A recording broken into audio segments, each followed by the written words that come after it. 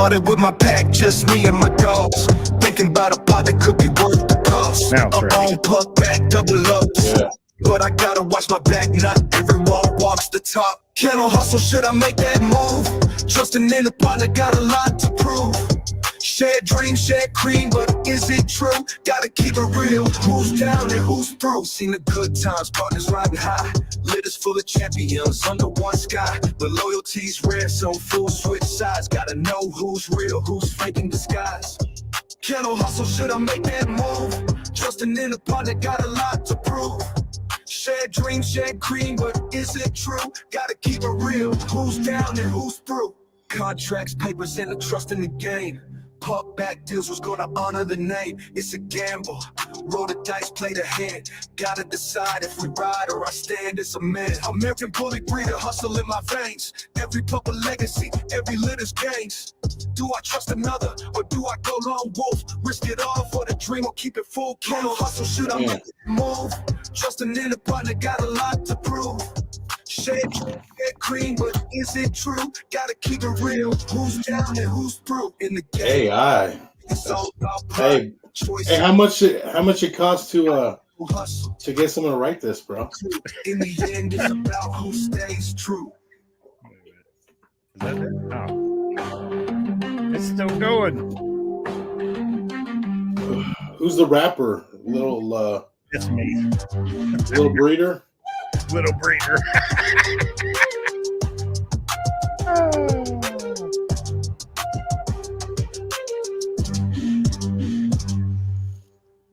Warning: if you're faint of heart or easily offended, this show is not for you. I don't give a damn about what you saying, bitch, you in the way. Closed case, my nigga beat the charge just like yesterday. In your face, I'ma go hard and make sure you see the cake. Keep the pace, ain't no one fucking with me, this not a race. Doing the shit that I want, I'm never gonna stop, I'm never gonna give in. Making my way to the top, I told you to ride, I told you to get in. Now you can't eat out my pot, it's filled to the top, and I'm about to dig in. You say I was doing you wrong. Lord. That's perfect, Joe. Perfect. There you go. Young exotic. That's so funny. That's perfect. No, I just thought, I'd only had a few minutes before the show started. And I thought, you know what? I'm going to run in there. And I just said, make a song. And this is the subject. And I just had a brief minute to even look at the lyrics. And I was like, fuck it. Let's just see what happens. Fuck it.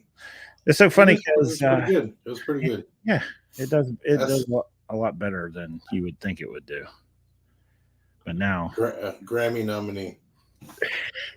I uploaded it to the system, and now I don't need to because I just played it through that. So whatever. All right, what's up, people? We got 19 people in here so far. Give us a shout out. What's up? What's going on? See what y'all have to say. Let's see if I got a hum going on here. Shit, I think a lot of people have a lot to say about these three topics. It's going to be a definite interesting conversation this evening, no doubt. Let me see if I have. I actually listed all that stuff backwards. I think we'll start off with. You said we start off with pupbacks, or should we start off with the, do pupback, co-own, and then kennel partner? Yeah. To get a level of complication. We may or may not have a guest. I'll just let you guys know. He hasn't reached out to me yet. He said he may pop in. He may not. We'll see. What's up? Nice. First time catching a live. Found out about y'all from a good buddy, Matt Michael. Nice. Matt Michael. Appreciate you tuning in. Matt Michael from the South. From the South. That's a good dude. I like Matt. Yeah. And 2M Bullies. Welcome. How we doing this evening? We always got a bunch of watchers and not a bunch of talkers. Y'all shy. Get up in the comments. Let's see. Let's hear it from you. I promise not to yell at anybody. There's no dumb comment, and if it's too dumb, then we'll just block you. You don't have to worry about it. I mean, there's no dumb question, no dumb comment, but if it's hateful and negative, you might get yelled at. He's in Bama. Yeah. Good dude. I like Matt. Let me see. We got one opinion here. Tony, he says, no pupbacks, no go. People hide pups, make excuses, etc. I've heard horror stories. That's not done properly. And I would say that is for damn sure. We see. When would you want to do a pupback deal? We're going to get right into that. Vanessa says, good morning. That's because she's on the other side of the world. Southern hemisphere, right? Yes, the Australia. What's going on, guys? What's going on? What is your getting a mentor or finding someone you can trust? Yeah, that one's a tough. No to pupback. See, you hater. What up, Pablo? What's up? What's up? Well, I think that's where we'll start. We'll start with pupback deals. Why you, and we'll kind of try to take it from both aspects, I think. I think it's easier for you as if you have the female, you know, as far as someone always has the potential to get screwed in this situation. Almost, you know, and it was, so you kind of got to consider who you're dealing with on both ends. Mm-hmm. Beyond the fact that, number one, why is the stud owner going to do a pupback deal with you in the first place? That's the first thing you have to consider. And there's just so many variables because, number one, if you have an exceptional female, if she's wildly exceptional, you know what I mean? You send the breeder a picture of the female, where you're going to know is when he offers it to you, not you ask for it from him. Right. 99% of the time when you ask for it from him, he doesn't offer it up to you. He probably doesn't want to do it. I made that a little more free, as you can just go to the website, put your information in, submit it. But again, even there on the write-up, it says, do you have an exceptional female? If you do, and you want to work with us, you know, submit your information. And that's up to perception, though. Well, I mean, it is, and I guess it isn't. You have to be the same. Well, you would consider exceptional, maybe mediocre to somebody else, or vice versa. You know, I would say vice versa. I can't imagine anybody would look. I can't imagine I would say this female is exceptional, and then someone say, "Yeah, they're just all right." You know what I mean? I don't know. I mean, you know, but you do have way up here now, so you have a different eye and I guess you look for different things in a dog, right? Right. Some of our dogs, people may consider overdone. Right. Well, for sure. So I guess we'll do that. We'll just start with that. It was like, as the stud owner, what would be his motivations, right? And that would be, he would look at your female and he would see something that he feels like is an asset to his program. And to forego potentially 100%, sometimes 50%. Most of the time, you're going to get a 50% discount depending on the stud fee, or you may get 100% discount depending on the stud fee. Right. And then typically, in my case, it's second overall pick. I never want to take anybody's first pick. Yes, but you know, we all pick different. Right. Yeah. You know. So, and then again, you have to be in a position where you can trust that person. They're being very communicative, whatever it is. Yeah. You nailed it. Being upfront with like, hey, we had 6 puppies. You know, right. You need to know we just dropped 6 puppies. They'll send you pictures of the puppies. Because there's always that worry, and some people, well, you had 7 puppies, but by the time I come to make my second there's pick, 4. Yeah, there's only 4, and then you know something happens. So that's just a matter. You got to get a gauge for who you're dealing with, obviously. And anytime I would say, like, you take a chance. You're always taking a chance, but like a proven track record, you know, that would kind of, I feel like, ease the mind of the stud owner. Right. Someone who's, you know, whelped their own litters and kept babies alive, and you know, because that's a big concern too. Right. How is the health, care, and well-being of these pups going to be? Yep. Right. You might have an exceptional bitch, but if you neglect the whelping stage of life, it don't matter because there's only 2 pups left. Yeah. Yeah. This is true.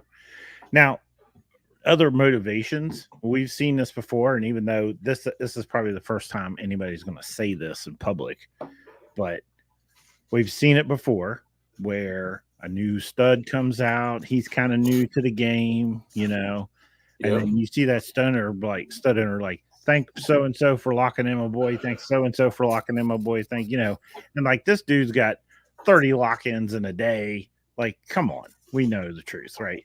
So what happens is we're doing a lot of pupback deals early on.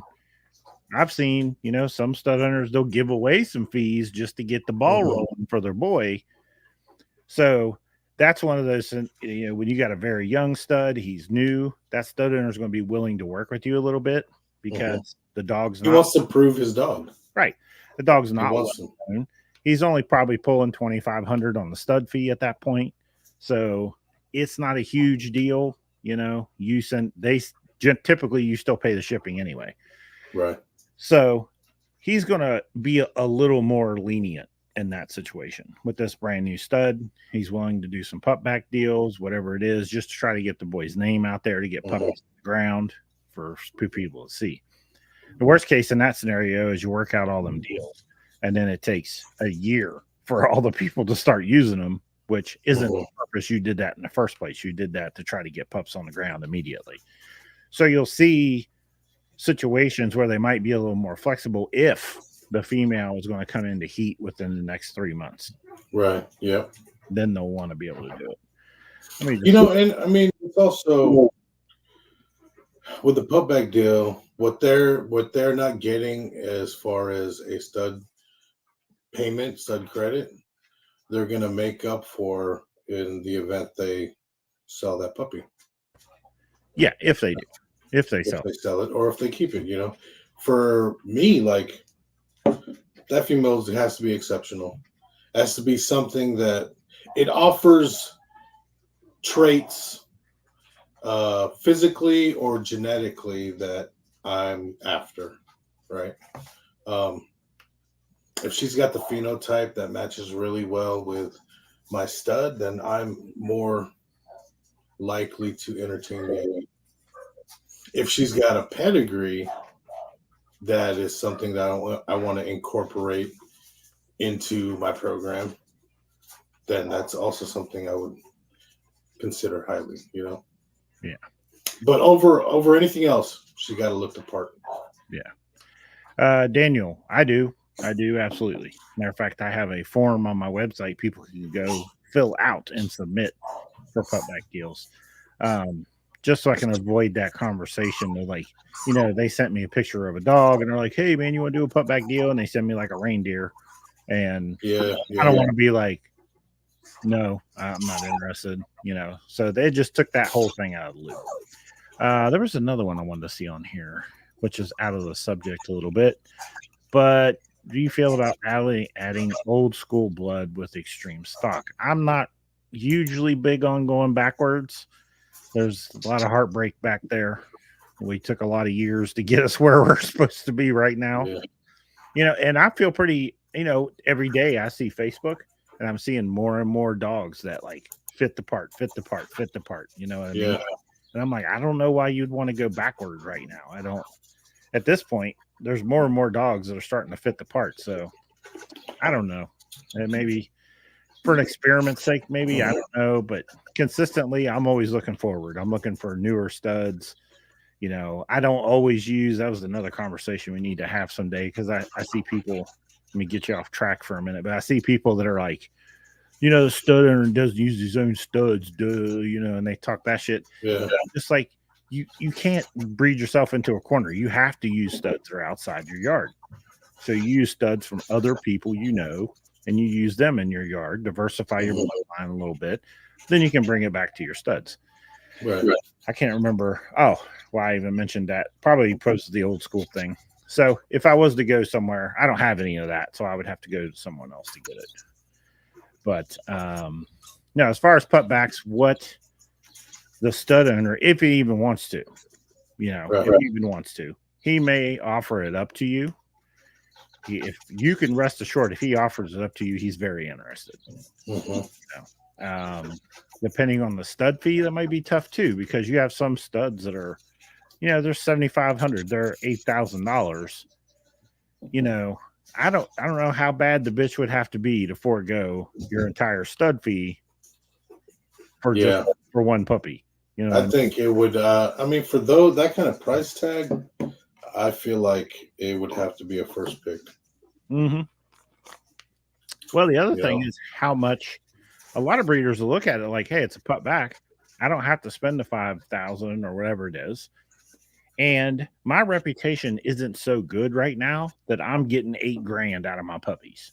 Mm-hmm. Because a lot of breeders that aren't well established are not getting huge money out of their puppies. Right. And the weird part is that established breeder with that stud will be able to take that puppy that he gets on the pupback. And if he decides he doesn't want to keep it, he'll be able to sell it for $6,000-$7,000, where most of his litter mates won't sell for that much, just because it's his reputation that can sell it. Yeah. So you, as a breeder, the owner of the female, you're not really out. I mean, you're out what you could potentially sell that puppy for, but if the stud fee and what the puppy's going for is about the same, then it could be a good deal for you. But yeah, the communication part of it, I think I wonder how people really get screwed. Obviously there was the one concept right there that they had 7 puppies, but they told the guy they only had 6. I don't know how that works. That's the thing. Like, I would want a picture when they're born. Yeah. I mean, send me a picture or video. There's deals I'm not even involved in, and people send me pictures of the litter. They just use my stud, and they're like, hey, we had 7, and they send me a picture of all 7 puppies.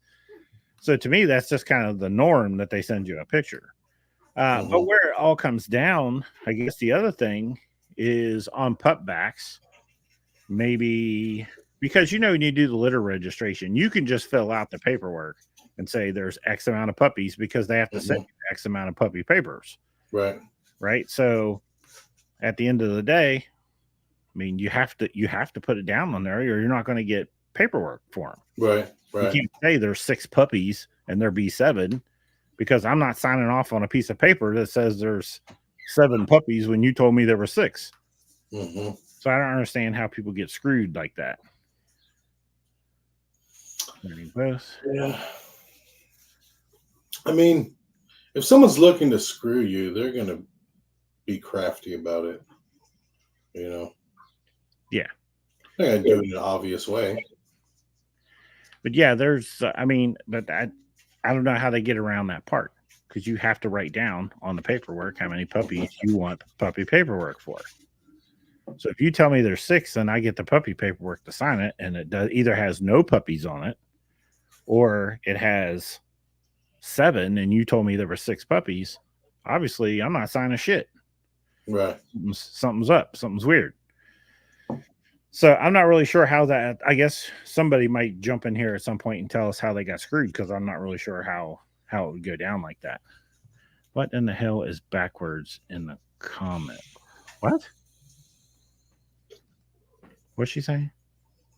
I have no idea. Maybe it's because you're in Australia. You sure they're not upside down? Your toilet goes the opposite way. Does it really? I've never been there to flush a toilet. So I don't know. That's what I heard. Maybe Vanessa can confirm that toilets, or maybe it's normal for her. Yeah, that's what I'm saying. Like, can she really confirm? Well, this is true, Daniel. That's another thing to consider. If they have pet homes, they could say, well, we have 7 puppies, but we're only going to request papers for 6 because this one is not. Right. So, yeah, maybe. But I collaborate 7 with muscle tone blood. Well, half of my yard's muscle tone blood. The other half is grim blood. Daniel, no, but I've been getting messages all day about this.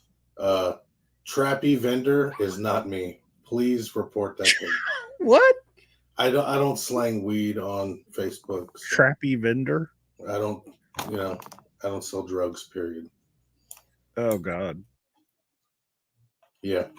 Trappy vendor. It's a picture of me and Cowboy at my fucking front door. Yeah, report it though, please.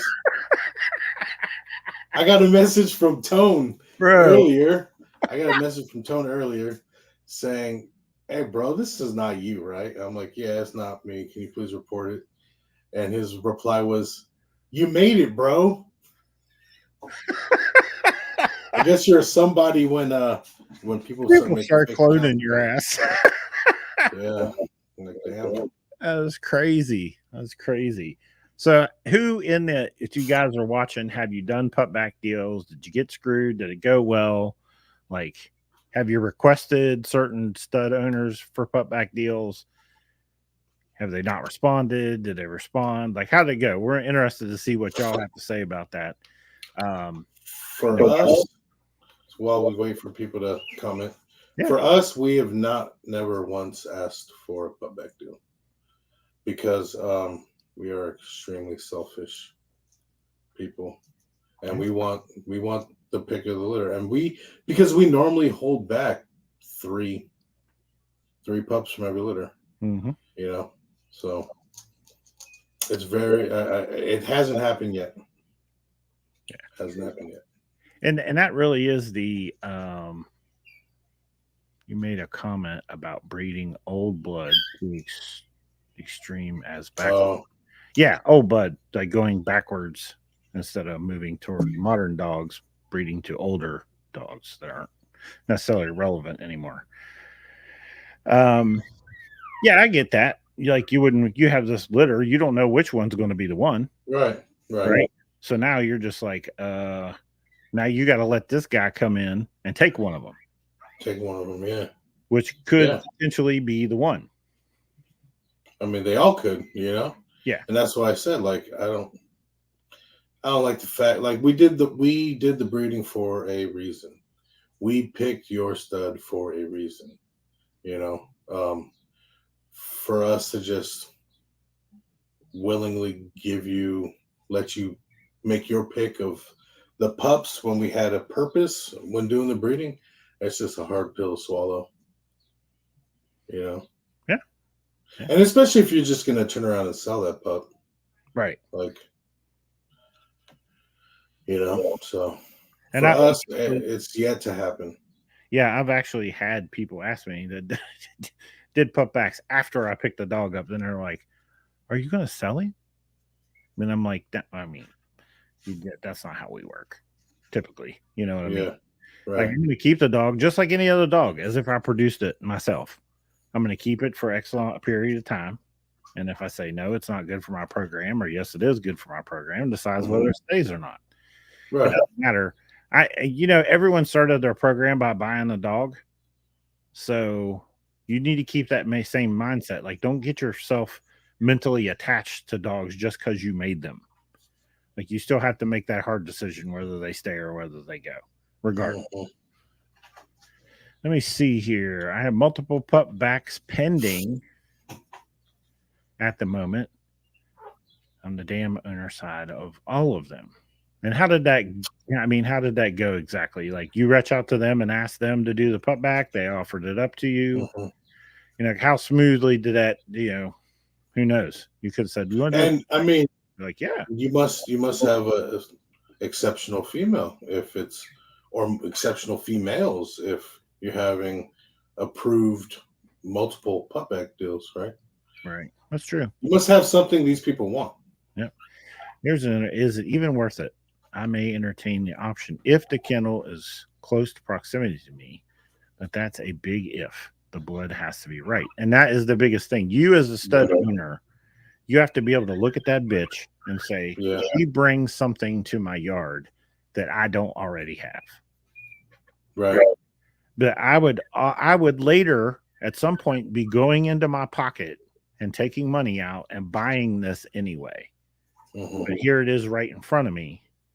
Now the difference is you're going to go buy a dog off of a breeder that you want to add a certain blood. The dog's probably going to be 5-6 months old. You're going to decide whether you want that dog. You're going to pay for it. In this scenario, you're going to have second overall pick of an entire litter. So you're going to have more. You're going to have options to pick which one you want, and you never came out of pocket for it. They even pay the shipping. Like, literally, you had to collect the dog, and you get a puppy for it. Yeah. And at the end of the day, it's not a bad deal if you don't get screwed in the process. 2 were offered, 1 was asked by a man. Cool. Nice. Then you must have a Gonna have to go really look nice female. see what's up. I'm gonna have to. Well, you're on YouTube. I can't look at your profile. Yeah, that's true. I mean, for me, it's you hear all these horror stories, and like somebody said, they got to be in close proximity because I don't know what you're doing on the other side of the country. Right. You know, I don't know if you have this great relationship with your vet. I don't know, you know, what's going on, how you whelp. I don't know any of these things. Right. You know, and I can't just. It's hard for me to confront a situation if I gotta get on a plane, fly over. You know what I mean? That's just that's a fucking headache to me. Yeah. It's definitely something you have to consider. And you have to be willing. If that guy lives in Georgia and you agree to do a pupback deal with him, that means your ass is driving down to Georgia. Right. To pick your puppy. Like, no way am I picking a puppy at this point. Maybe in the past I might have, but at this point, I'm not picking a puppy. Over FaceTime or video? Hell no. Like, I'm driving down there. You better be ready for me to show up at your house because I'm going to be looking at some puppies. Right. That's just how it works. But at the end of the day, there's a lot of strategies to do them. All right. We've seen it done. It's not been said that it was done that way, but I've seen a lot of people promote new studs using this particular tactic, saying, hey, you know what? This is this new stud. You've done a bunch of pupback deals with a bunch of people, you know, to get some puppies on the ground, get that dog building a name for himself. But, you know, it does play a testament to the stud, though, because there are multiple studs out there and multiple owners that are willing to do pupback deals, but they're picking your stud. So there's something about your stud that makes it worth it for them. You know? Right. Yeah. I mean, I would hope they're not locking it in just to get a dog pregnant and have a litter. Yeah. This guy's willing to do a pupback deal and this guy's not willing to. So I'm going to go with the guy that does the pupback deal. Because there is a large number of studs out there with owners willing to do pupbacks. Oh, for sure. So you do have your choice on look, color, size, you know. Yeah. Exactly. But be aware when that could be a tactic for you as a bitch owner. When you see this guy, hey, I'm opening my boy at this. Get in that inbox and be like, hey, this is my bitch. You know, you want to do a pupback deal, help you get some puppies on the ground, like spin it to him in a way that makes sense. Say, hey, you know, he's brand new. He don't have no puppies on the ground. My bitch is coming in 3 months. And you want to do a pupback deal? I'll let you take second overall pick. And, you know, we'll just roll with it. And it gives him an opportunity to get pups on the ground. And he actually gets a puppy back from it. So he can be like, hey, this is the son of my stud right here. Right. Quick.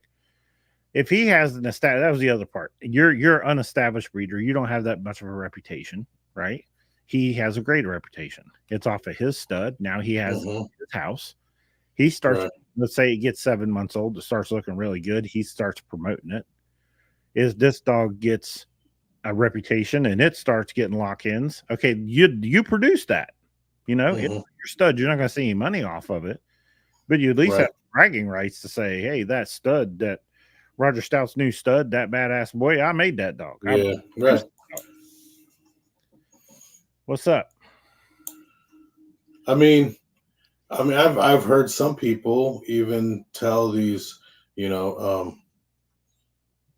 big name breeders, take first pick and we co-own it. Oof. If that pup is exceptional enough, you know, that may also, you know, play in your favor. Yeah. But those were few and far between instances, you know. Yeah. Like I don't think there would be a scenario I would co-own a pup back with a breeder. I don't know. That wouldn't be me. I'm more picky, honestly, on who I'm going to co-own with at all. Period. Right. Than I would be on a pup back deal. You know, for sure. About it. But co-own is it's a longer relationship. It's a longer investment. Right. You're trusting someone with your pick. Yeah. You're trusting somebody with the future of your program. Yeah. Well, now let me spin it to you this way, because you might not have thought of this concept, but you hear a lot of breeders say, hey, nothing's coming out of my yard unless I co-own it. I'm not letting anything go out of my yard unless I co-own it. Now, the perception is that the breeder finds some value in that dog because he wants to keep his name on it. He believes like this dog has some intrinsic value for the future. But there's also a possibility that he's just saying he wants to keep his name on it because it represents as more value to you. Your perception. He's asking 10 grand for this puppy on a co-own, and you say, well, he doesn't want to let it go, so this dog must be something special. Right. But in reality, he's just doing that. So you perceive that, so you'll give him 10 grand. He could give a shit less if he's co-owning the dog or not. It's just another marketing tactic. Yeah, absolutely. The marketing. And there's some people that really excel in the co-ownership aspect of things. Yeah. I mean, right here, this man right here. Yes, sir. If you're talking about a rags to riches co-own story, I mean, but here's the thing. That and it is a good example, but it's a good example of the stud owner put the stud in this guy's hands, in this case, Jeremiah, and Jeremiah went to work. You know what I mean? He went to work with that dog. Right. At the end of the day, Golden Child's success has more to do with Jeremiah than it did anybody. You know what I mean? Jeremiah did all the work. Yep. He busted his ass. That's a good example. But on the other flip side of things, you'll have people that'll co-own a dog with you, and then they're pissed off at you, the established breeder, that you're not promoting the dog. Right. They're like, it's your dog too. Why are you not promoting it? I did my job. Yeah. I produced the dog. Yeah. I produced the dog that should take you to the next level. You need to produce some fucking marketing tactics. Right. You know? Now, at the end of the day, I promote my co. You'll see I promote Post Malone with the rest of my dogs. And he's a co-own with QK. And QK will promote his dog. Right. You know, and that's, for me, that's the way I feel like it should be. I should be promoting all my dogs, regardless if they're co-owns or if I own them 100% either way. That's just what I do. But you're dealing with some breeders, they're very busy people. They barely have enough time to promote the dogs that are in their yard, let alone keep a track of all their co-owns and promoting those too. Yeah. Yeah. It gets... So yeah, like I don't know what I said before when it came to the pupback deals. You have to have a proven track record, you know, experience before I even entertained a thought. And most of the time, it's going to be a no. Yeah. And then it just even more with the co-own, because now it's an added. There's more to that vested interest, right? With a co-own. I need you to not just whelp this litter to the point where I can make my pick. I need you to take care of this dog for the remainder of its life. Yeah. You know, keep it in great health, right? I mean, depending if it's a male or female. Like if it's a female, like, you know, we want to, our overall goal is to breed this female and produce phenomenal dogs. Like it's a continued cycle of business arrangement, you know, where a pupback deal is just get it to 8 weeks and then there you go. We can split ways, you know, we can part ways, do what you want with that pup. Yeah. I'll do what I want with the rest of the litter. But that co-own deal, you're years and years and years of being tied together. Yeah, it's true. Now, Adam wanted to know what qualities would the female have to possess for you to do willing to do a pupback deal. And number one, I'm not going to say whether, I don't know what that is in your profile, if that's a male or a female, but that would be a good example. Like I'm looking for a dog that represents the American Bully. You know what I mean? I look at it and maybe the head's a little small, maybe it's not, perfect. Obviously, you're coming to me to use a stud for something.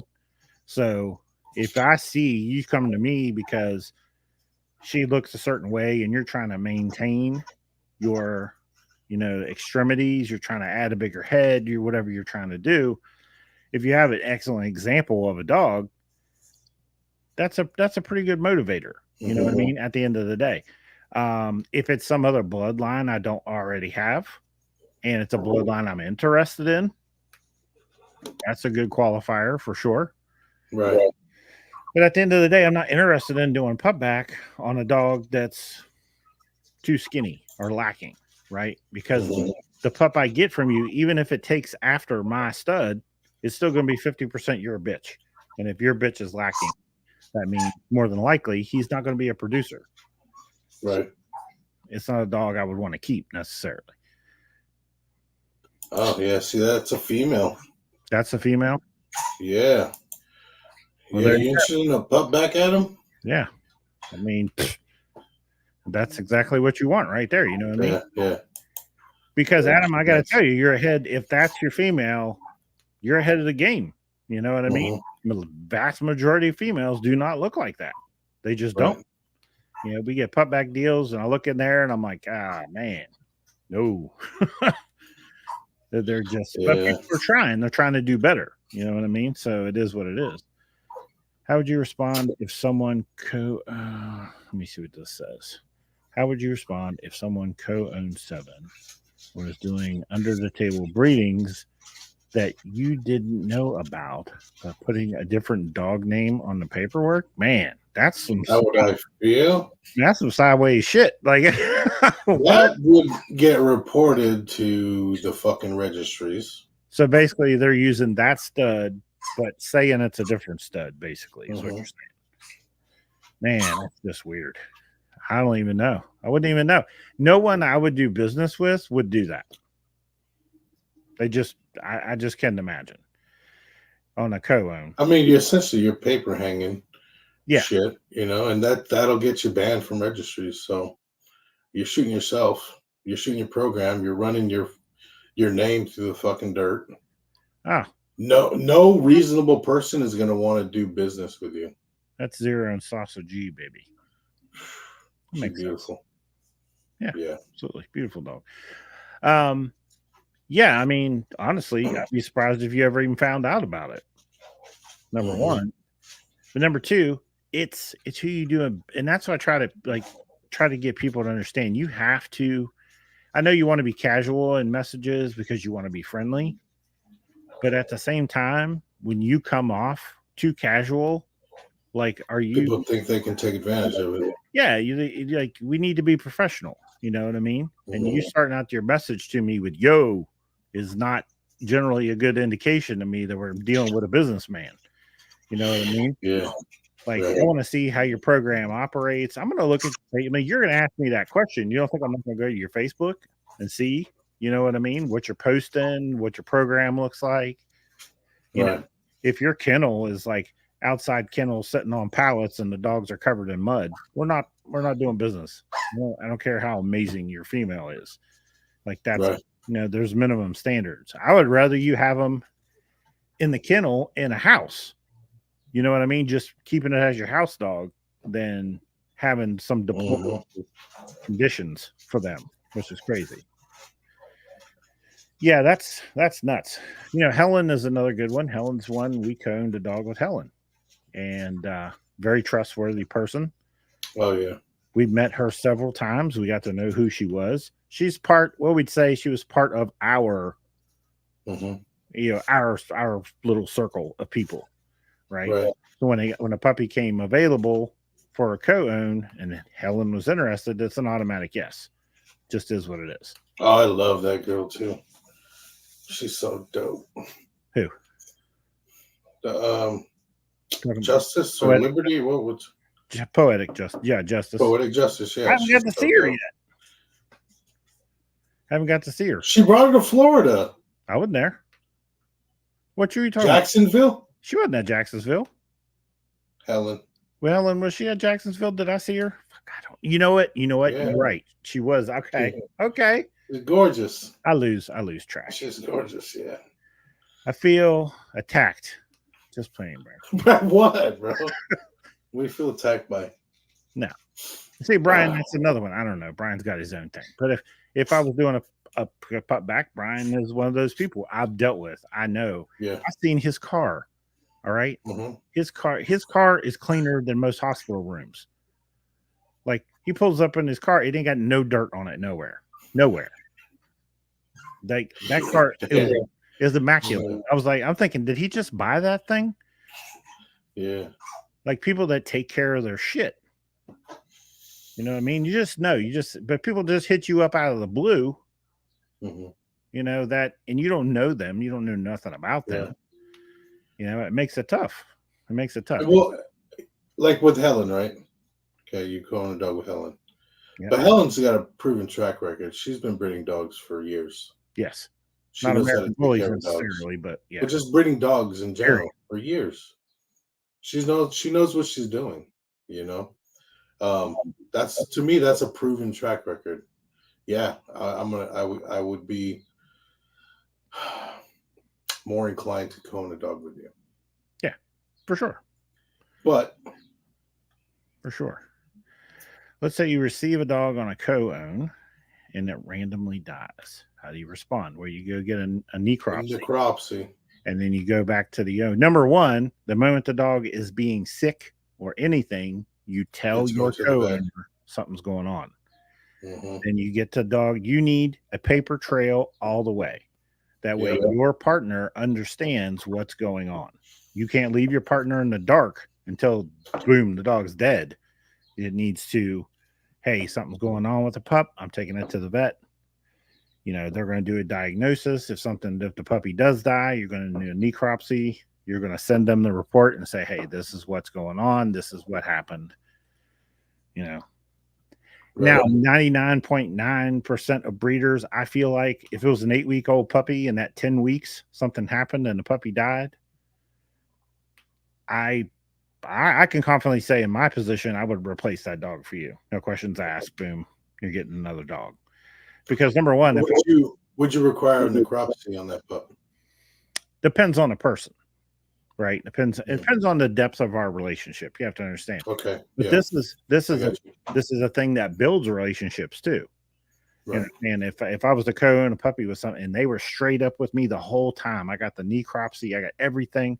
They were straightforward with me. They never, you know, everything went cool. That puts a new level of confidence in me. That when I replace that pup and I give them what I believe is another one that's good, because there's just shit just happens. You know, you went to the vet, the dog was cleared, everything was good. You didn't give them a dog with an existing issue. You know what I mean? Yeah. Just some weird shit happened. Right. Now, neglect is another deal. There's nothing I can do. I'm not going to, you know what I mean? There's nothing I can do. Right. You did something to cause the dog to die. You're not getting another dog. Right. I'm not putting one of my offspring in that position again. But random stuff. Yeah. No questions asked. No questions. I mean, these dogs, you know, especially our breed, whose their genetics aren't tight knit, right? We haven't worked out all their health issues. We haven't even begun to work out all their health issues. Yeah. Exactly. So shit does happen, you know, and there's things out of our control genetically, you know. So I would still like an answer. So I would still ask for a necropsy regardless of age. Right. Because I want to answer. Should I never do this kind of breeding again? What are the other pups in the litter suffering? Maybe they need to get a deeper, you know, look into their health. Maybe they all need echoes, maybe something, you know what I mean? Especially if it's they do necropsy and they say, you know, it's a hard issue, because we've gone through that. where an adult female of ours who never threw a murmur, no matter how many times she was at the vet, coming up from the pond where we exercise our dogs. It was 8:30 at night, and it wasn't even in summer. You know, it was cool. It wasn't hot. Gets up right up to the house, falls over, dead as a doorknob. Nothing we could do. No, first responder type actions. She was gone. Yeah. So immediately the next day, we brought her in to get a necropsy, and she had an enlarged portion of her heart, which would have never been detected on, your regular heart murmur checks, right? Right. But maybe an echo could have told you exactly what was going on. So yeah, it's shit like that. And then, an unfortunate thing happened. Like I said, what are the other pups in that litter going through? Mm-hmm. 4 months later, her sister did the same exact thing. Oh God. So, but at that situation, if you're considering a pup back, you should, if you're from the breeder, you should be getting veterinary information from that breeder, where that puppy went to the vet, where the puppy's got its shots, where there's a place on that puppy paperwork where the vet will document whether that puppy had a murmur or not. Right. And if you're on some question, you've already traveled more than likely to go get this puppy. And if you don't 100% trust this guy, which you probably shouldn't be doing business with him, period, if you don't. But if you don't 100% trust the guy, find a local vet and set up an appointment and have that puppy checked out before you leave town. Yeah. I mean, that just is what it is, But again, I see a lot of people that are kind of getting in trouble. And I feel like it's because they're doing business with people, they don't know. They don't know nothing about them. It just some guy hit them up randomly in their inbox, and they end up doing a cone with them. Mm-hmm. But no. Let me see if anybody has any other questions about pup back deals. But I think we covered kind of the basics of it. There are always complications, but we kind of covered the basics. What's the motivation? Always ask yourself that. What's the motivation for the pup back deal? Is your female amazing? Is he using this as an opportunity to promote his stud because he just wants to get some puppies on the ground? There's a lot of motivations for a stud owner to do a pup back where he wouldn't necessarily even need to. He'd just take his money and be done. Right. But if it's a young stud, someone asked about opening where to open a stud. Most studs, in my studs, I don't care how amazing they are, they open at like $2,000, $2,250. I want to get a bunch of people locked in our stages, Right. $2,000. I mean, at the end of the day, you get 15 lock-ins at $2,000. It's not terrible. You know what I mean? Right. It's good money. So the only reason you're really moving that stud up beyond $2,000, because I have newer studs that are still at $2,500. They just have not moved up. And that's because the demand is not there yet. They don't have any pups on the ground yet. People aren't seeing their production yet. There's that pressure, that breeding pressure isn't there yet. So if it's not there, then you just leave them at $2,500. You don't move them up just for appearances to say, now he's worth $4,000. No, you move him up when it's I guess what would you want to call it? Appropriate. Yeah. Move them up when it's appropriate, not just for the fun of it. Right. Because if you move them up too fast, then their momentum dies because you thought they were worth that they didn't have enough pups on the ground. They didn't have a good enough reputation yet. You just killed all your action. So what happens next? Then they're like, hey, we're doing a sale this weekend and we're going to do $1,000 off or some shit. These guys, they use it. They got an Easter discount or some shit. They're using any discount to try to promote. And the reality of it is I've always got studs on sale. These guys are young. They don't need to be moved up yet. Leave them at a low number. Get some puppies on the ground. Yeah. Let me see. Yeah, until that male has proven it, time and time again with his offspring, consistently, no matter what you take him to, or his demand is so high, there's no point in raising a dog. Brandon, I feel like you're just dealing with the wrong people. I think is what that is. I really do. Because, if I co-own a dog, if the co-owner comes to me later and says, hey, this is a situation, I've got this wrong with the dog, or this is wrong with the dog, there's a difference. There's a fine line difference with holy shit paragraph. There's a difference when what's wrong with the dog is because it's something they did to it versus what's wrong with the dog because what is this? Diabetes shit. What is this? Spam. The fucking dick. Hey, you made it, bro. You made it. Someone spammed you. I try to delete this comment. There we go. Deleted it. We'll see. Anyway, where the hell was I before I got that bullshit? If they do something to the dog to cause there to be problems with the dog, then not only am I not very flexible, I'm going to be pretty pissed off, right? Because I trusted you with what I believed is going to be a good dog, and you did something to cause it to have problems or potentially die. Yeah, I'm not going to be happy about that. Like, pretty much our relationship at that point is over. Mm-hmm. But if it's something completely out of your control, you've taken care of the dog, some kind of weird genetic shit. Is this the same asshole? Yeah, it is. How is he even there? I just blocked his. Hey, Eamon, I said I wasn't going to yell at anybody, but you're really fucking pushing it, dude. Yeah, what a dick. About your diabetes bullshit. Everybody, please report off this retard. Where is he at? I wonder what Facebook he's on. On Go Rogue's Facebook. That's the hard part. Hold on a second. You got to be selective with who you deal with. For sure.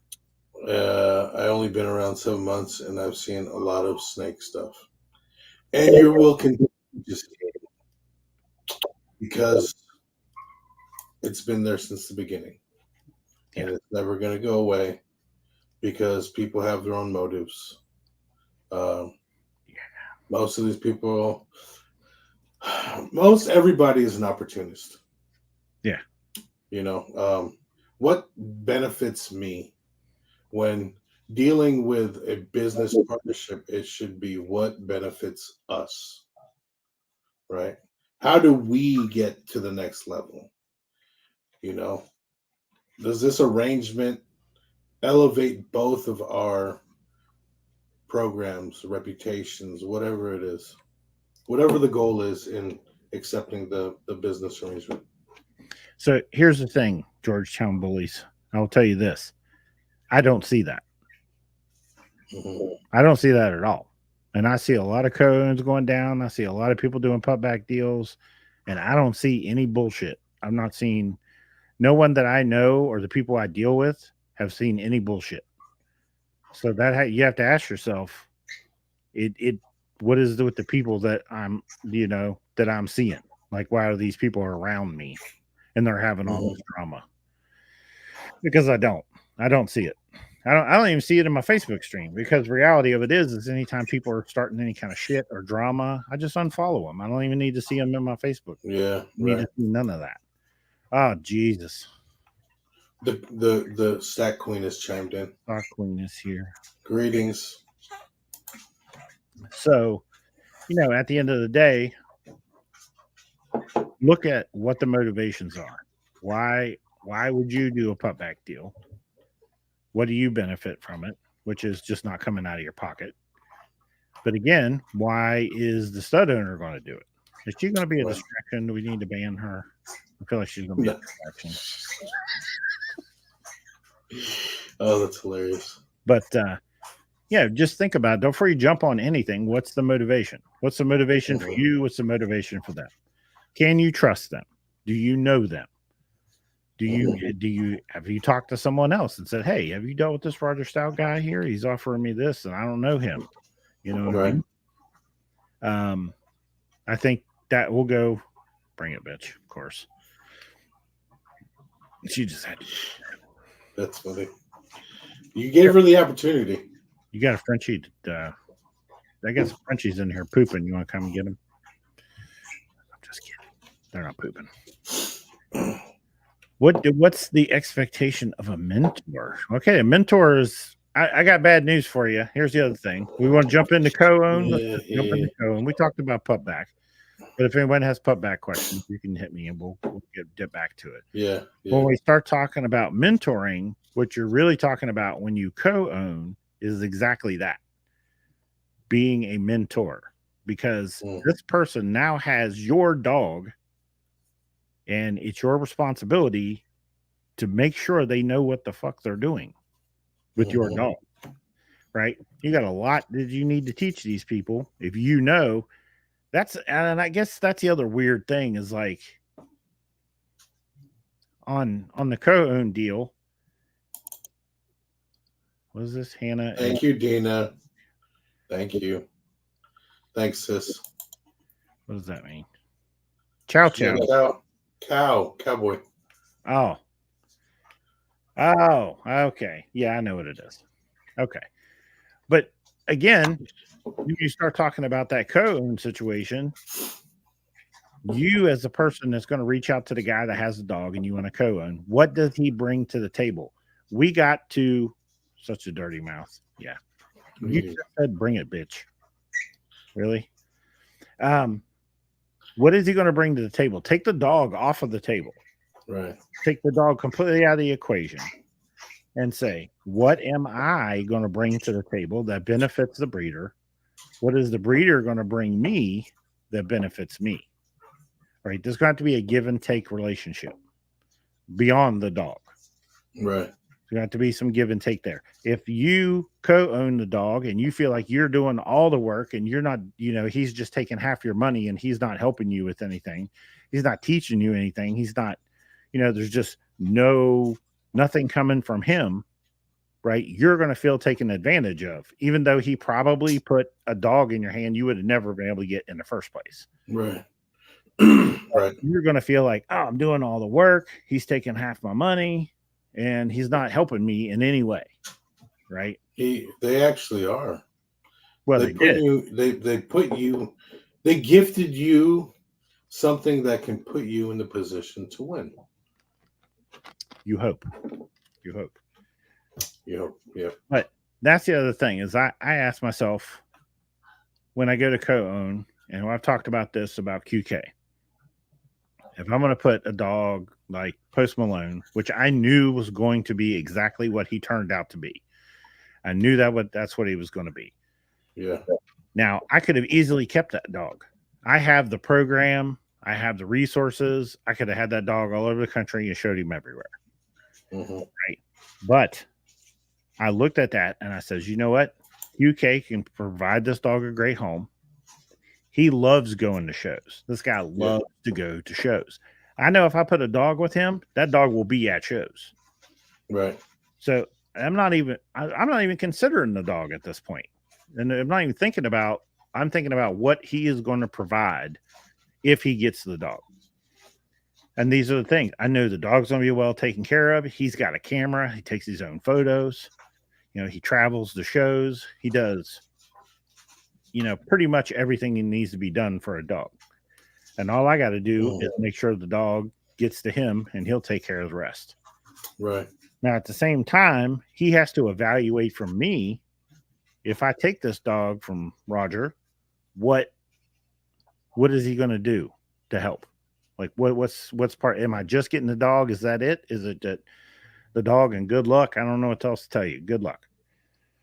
Or is it if I've got a question about doing collections, about stud fees, about promoting a dog, about everything that it is to take what a dog, to promote a dog, is he there to help me give me information, then yeah, that's beneficial. You know what I mean? There's a give and take benefit. I don't have to message him every day to make sure that dog's taken care of. I know that dog's taken care of. Right. You know what I mean? I don't have to message him and going, hey, you going to any shows? That dog's already a dual champion, and he's what, a year old? You know what I mean? He's already championed out twice. He'll get it. I wouldn't even know he's at a show until he sends me a message and be like, hey, bing, bing, here's some, Yeah. You know what I mean? So it's the perfect matchup. And now that we built a relationship, and now that I say, hey, I just put a dog in this guy's hands and he took it all the way. If later on down the road he comes to me and says, hey, I'd like to have another dog, there's no question, like zero question, you're getting one. You know what I mean? Because you've already proven yourself. Yeah. Work. But that goes to, what I've said on each one of those, subjects is a proven track record, right?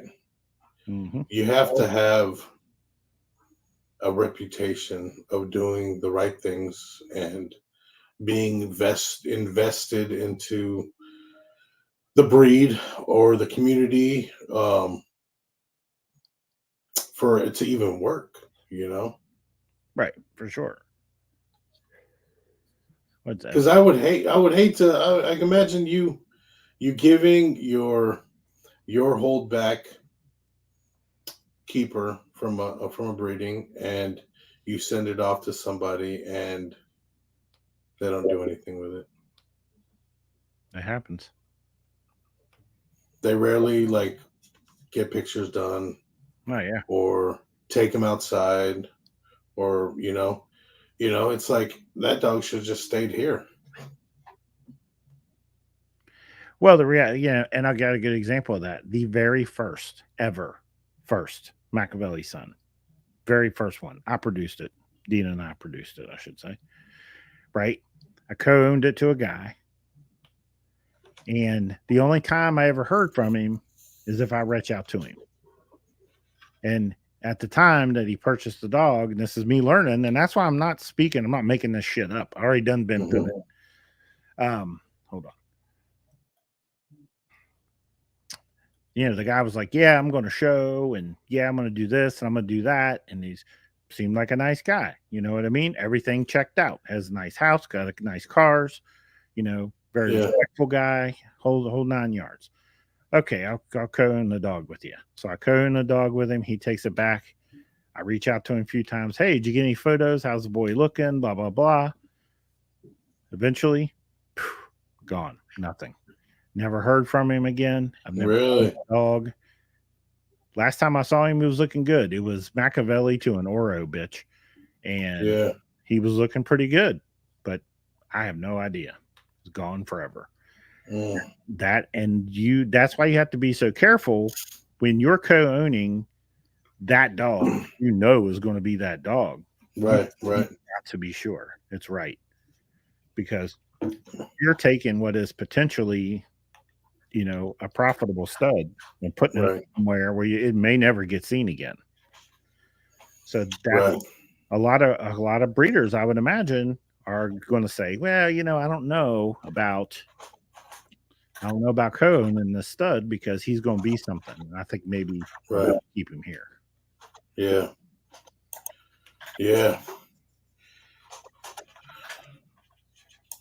What's he talking about? Oh, no, you did the hard work, Westy. I love that dog. He's talking about Cowboy. Oh, okay. Yeah, that's my fucking BFF, dude. And I told you he's going to be outside. So. He's not outside right now, though. No. Outside in the community for people to see him and put hands on him. And Vanessa. Yeah. What about mentoring and breeding and whooping, etc. from that side of it? I mean, I think if you co-own a dog, especially a female with someone, it's 50% your dog. You should be involved in all of that process, not just what stud she's going to, but you need to be involved in everything, helping them, Right. Message me. I don't give a shit when. Now, if you're in Australia, and we're doing that, it might be a problem because you're going to message me in the middle of the night when I'm sleeping, and it's the middle of the day for you. But other than that, there's no reason why you shouldn't. It's half your dog. You should be interested in whatever's going on with that girl. Like, you should be involved with the process. So I think that's kind of a no brainer. Like, I can't imagine. I mean, maybe they do it. Maybe maybe stoners are just like, hey, let me know when she has a litter. I'll come and get my half. What other than that? Yeah, I mean, yeah. But that concept blows my mind. I just think I don't get it. What is this? What are we talking about here? When you say community, you're referring to shows. Yes. What was that question about? Bringing Cowboy outside. Yeah, outside. I think so. That's big. The biggest part of your marketing strategy is that people see your dog in person. Period. Yeah, that's the biggest part. That should be the biggest part of your marketing strategy. Yeah, because there's so much alterations to photos nowadays, and it's getting to the point where it's really hard to spot. Right. So, and then, a lot of people have that mindset. Well, that dog is too crazy to be real, But when you bring that dog out and everyone's like, holy shit, he's bigger than his pictures. That's your best marketing strategy. Yeah, exactly. Let me see. Send me an invite. I want to chat. Man. All right. Bring it, bitch. Let's see. This is a big money pit, y'all. Come on now. Whoever buys the dog better have love for these. Well, this is true. That's absolutely. And I guess that's another thing. Money pit. Good point. You need to gauge that person that you're potentially co-owning with and say, does this person actually, or do they think they're buying a cow, or are they going to take care of this dog and it being part of their, like, I understand if you're going to have a kennel. I have 20 some dogs, but they're not cows to me. Like, they're still my dogs. Right. And no, I don't get to spend 4 hours a day with every single one of them individually, but they're well taken care of. They go to the vet. I make sure everything is done that needs to be done. Oh, yeah. What? They're happy. They're socialized. They're exercised. They're fed fucking extremely well. Hold on here. I think I got yelled at from the other room because I haven't. She's like, send it. Get me in here. What up, Phil? Mr. Beard. All right, Dina Marie, you have your link. Dang. All right, everybody, prepare. She's got the floor. She don't play. Now, she's very, hey, at the end of the day, she is very, like, what would you say, passionate about? Very passionate, very loyal.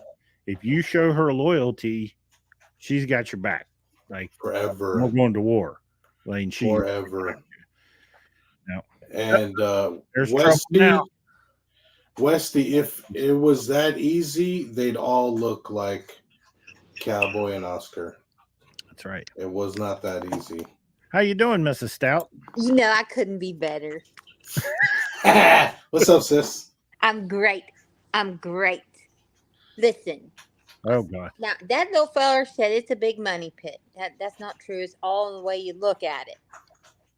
Like, my dogs are furthest thing from a money pit. Now, I might spend a lot of money on them, but they make me happy every day. They're not a money pit. Well, no, that's the thing he was saying was you better love these dogs because they're going to cost you. If money is what you're looking for, don't get into these dogs. But if you're getting into these dogs because you love them, then it doesn't matter how much. Yeah, I mean, there should be no other reason to get into them, to be truthful. Because you don't get days off. You got to pay somebody when you go on vacation, and then even when you're doing that, you're worrying. You got to install these fancy cameras, so you're always watching your dogs. Yeah. No, I mean, vacation you speak of. You don't get into it unless it's truly what you love to do. Yeah, absolutely. Yeah, absolutely. I don't know how far backwards we are. And and we're still looking for the future. You know, Listen, I'm gonna go down to the health department tomorrow and get me file for one of the medical cards and the EBT. Try to get my dog some food. Yeah. Two M bullies. Okay. So, and actually, I didn't realize this until he told me. So I didn't get Sam to mentor me, which I thought at first I thought he was, but then he just said, no, like, Hey, I'll be right back. Okay, where you going? But no, Sam was like, no, you're my friend. So this is why I'm helping you with all this stuff. Mhm. You're my friend. It wasn't necessarily because he was mentoring me. Right. Which he does mentor people. I know he has people that are in his circle that he does mentor. But you know, that Sam and I don't have the just a breeder relationship. Like we're friends. Right. So which was a huge step forward. I mean, like springboard for us, right? Because immediately Sam was like, okay, we're gonna give you. I mean, I got Precious off of him. That's a dog that like nobody in their right mind would let go. Right. But because he's my friend, he let me, he gave me the opportunity to get her. But he did over and above what he does for most people, in my opinion, and kind of fast tracked us to where we are right now. But he sees, well, that's the thing. Like, if you see the potential and the dedication in someone that you possess yourself, you're going to gravitate towards them, you know, and you're going to do more for them than somebody else who wouldn't appreciate it. Right. You know, so it's not just, you know, what he did for you. It's a testament to what you do for yourself. Mm-hmm. Right? I don't want to help somebody that doesn't want to help themselves. Right. That's just a waste of my fucking time. You know, I don't want to, and I'm not, people always ask me like questions and opinions, and, you know, I'm not a mentor for anybody. I can tell you experiences. I can tell you my opinion, you know, but find someone who's at an elite level, you know, find someone who's producing the dogs that you want to produce. And, you know, those are the people you want to pick their brain, you know. Roger's at a stage, Roger and Dina are at a stage where they could mentor people because they're producing the dogs of tomorrow. Sam, consistently been doing that. Westy, you know, consistently been doing that. These are the people you want mentorship from. They're the ones that are producing the dogs that you want to produce. Right? They obviously have a proven track record. David Robertson have some cowboy? Yeah. Because he said so. So I hope she fucking makes it 10 more days. Mentor, you know, this is true, and you know, Vanessa, I would assume that might be the case, but I mean, I don't know. I mentor people I would consider family. I mentor people just because, and they're not. But here's the other thing: I mentor people that have not given me money. Mm-hmm. But that is a very small window of people. Right. 99% of the people that you're going to see getting mentored is because you gave them money.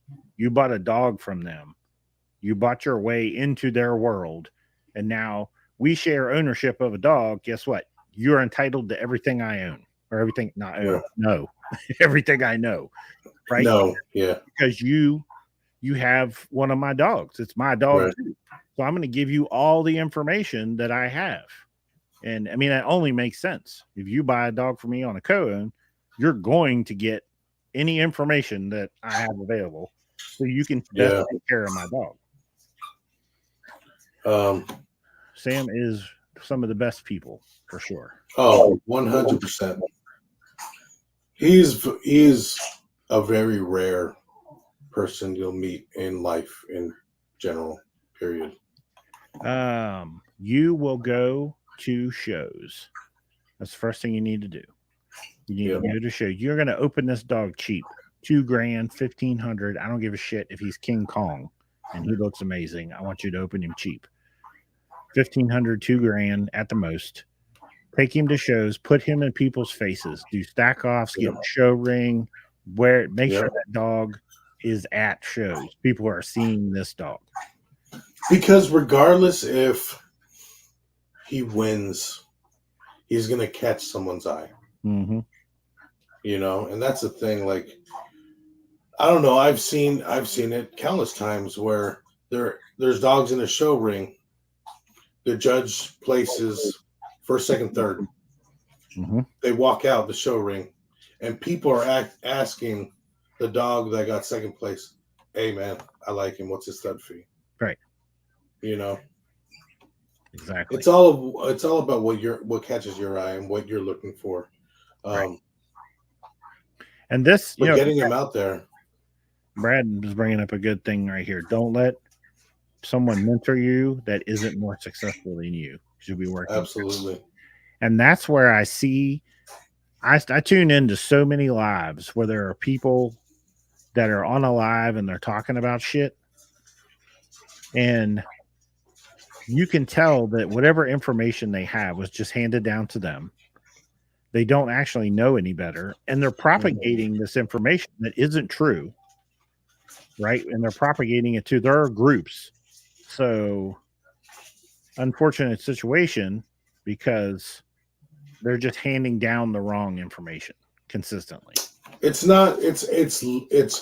heard knowledge, not learned knowledge. Yes. Right. And you don't want someone mentoring you with heard knowledge. You want someone mentoring you with experience. Right. They learned this with their own hands. They've seen it with their own eyes. You know. And you know how you get somebody to mentor you? Ask them nicely. Respect them.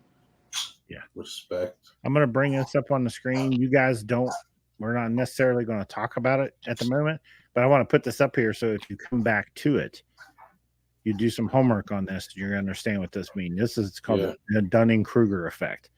This part of the chart is confidence, and this is competence on this level, right? And so what this talks about is as people are newer and they begin to learn, they begin to get overly confident in what they think they know. But then they start to realize that, hey, I know a little bit, but I know enough to know that I don't know everything. Then their confidence starts to go down as their knowledge increases. So this guy, this is the guy you can trust, right? Because he's like, I don't know everything. I know what I know, but I don't know everything. I know I need to learn more. Right. As his confidence continues, that begins to rise again.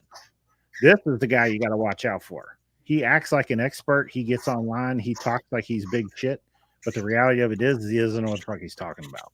Mm-hmm. But I just wanted to put that up there for a minute so you guys can look at it. And then you can come back and look at it later. Yeah. Peak of stupidity. I like that. The peak of stupidity. Yes. Yeah. And that's for the people that know just enough to convince most people that they know what they're talking about. But those guys that are farther along that chart, those are the ones that know that guy doesn't know what the hell he's talking about. Right. And like you said, you see these lives all the time with people giving out false information. And it's not from a place of experience. No. There's trials and tribulations. You do this enough at really at any level, you do this enough, you're going to go through the gamut of ups and downs, right? Yep.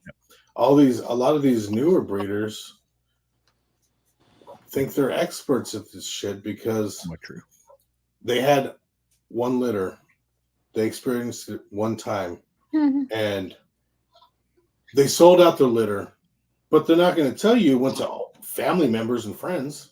Right. You know what I mean? What happens when all your family members and friends already have enough dogs from you? Now you got to go out there and you got to expand your market. And that's not easy to do when all of your style of promotion is just sitting on Facebook. You got to go outside. You have to be outside with your dog you're trying to promote. All right. You got to say, bring it. Now, You got to say, bring it. And right here, Vina is the testament to that. I mean, she spent the last year hitting every show and stack off that she could. She put 80,000 miles on the van. 80,000 miles. Damn, A lot of times I go by myself. Yeah, a lot of times she went by herself. But she was putting that dogs in everyone's face. It does two things. You can't say shit about the dog because you had opportunity to see it in person. At the end of the day, you could see it in person. You didn't have to depend. The days of depending on a photo is over. I remember we were coming in on the tail end of that when we came in, right before COVID hit. Literally, breeders could just post up a photo of a dog that's never been seen and say, "This is my new stud. He's a badass," and people would just lock him in. Right? You have to be a very well trusted, well established breeder to pull that shit off. Now, all of us, most of us, have to bring the dog out and prove it. Well, and just like going to Canada. Han and I went to Canada. We didn't even show a dog. Right. We went clear to Canada just so people could see our dogs. Just so they can see our dogs. Yeah. And I feel like that is success in itself, because now you have a whole new demographic of people that will vouch for what your dog truly is. Yeah, they get to put hands on the dog. They see the dog. Absolutely. And if we didn't go, we would never have seen Veneno. That's right, and that was exciting. That was dope. Yeah. Kayla says, wealthy people don't generally walk around telling everybody how wealthy they are. Yeah, they don't get robbed. Yeah, acting like me. Yeah, and that's true. I mean, it truly is. There are some, some really braggy people. They made some money. They really want to shove it down your throat that they're a baller now. But in general, a lot of people that I know that have money don't need to tell you they have money. Like, why would they tell you in the first place? I would rather you think I'm poor. That way you're not trying to get something from me. Yeah, I know. This right here, I was actually speaking to somebody about this today. Unless I lay hands on him. Because you know what? That stud may be $5,000, right? And you like him through pictures and videos. I would rather spend $1,000 to go see him in person. If I know he's going to be at a show on the other side of the country, I'm going to make it a point to, because at the very end, I lost $1,000 as opposed to $5,000 breeding to a dog that wasn't what I was looking for. In the end, that puts you more backwards than losing $1,000 in traveling to go see this dog. Because now you have an entire list. Do what? I'd love seeing the studs. Yeah. Yeah. Well, here's the thing. When you go see people that try to buy a car, I was going to buy a car. I was going to buy it was a truck, actually. It was an old, 87 square body Chevy. And it was at a dealership down in Georgia. So I found there's a service out there. You can hire people to go look at cars for you. So they're wanting $25,000 for this truck. So I'm thinking this thing must be top of the line. Interior's all done, looks good in pictures. I send the guy over there. I have to pay this guy like $200 to do this. He saved me a shitload of money because there was a tremendous amount of stuff that was not right about this truck. But I wouldn't have, by the time I would have drove all the way down there to get it and had to figure it out the hard way. You know what I mean? Right. So there's never a scenario where I don't feel like it's best that you put your hands on it. You see it for what it is. I may have been willing to buy the truck with a flaw in it. Same thing with the dog. I'll be willing to use the stud, even if he has a problem, if I can put hands on him and really see going on with him. Like what I don't like about him, what I do like about him. Does he bring what I need? Does he take away from my female in any way? Right. I mean, but you can't do that through pictures. You can't. I want to talk about co-owns. Hold on. We're getting there. Okay. Yeah. I thought that was our subject tonight. I was all excited. We have many subjects. Hey, we could, I could literally start a subject and then look at this. Comments will take us down another road. Oh yeah. One thing to be ignorant, but it's another thing to be willfully ignorant. That's true. Yep, exactly. People refuse. Well, and that's the other problem when people get clicked up. When people get clicked up, they only want to accept information from people within their clique, right? But you don't know where that information came from. So the problem is someone comes to you and they say, hey, you know how you have a litter with 25 puppies, you shove suppository as up her ass. You know what I mean? Whatever, something crazy, right? But you believe it because these people that are in your group and they say they did it. You know what I mean?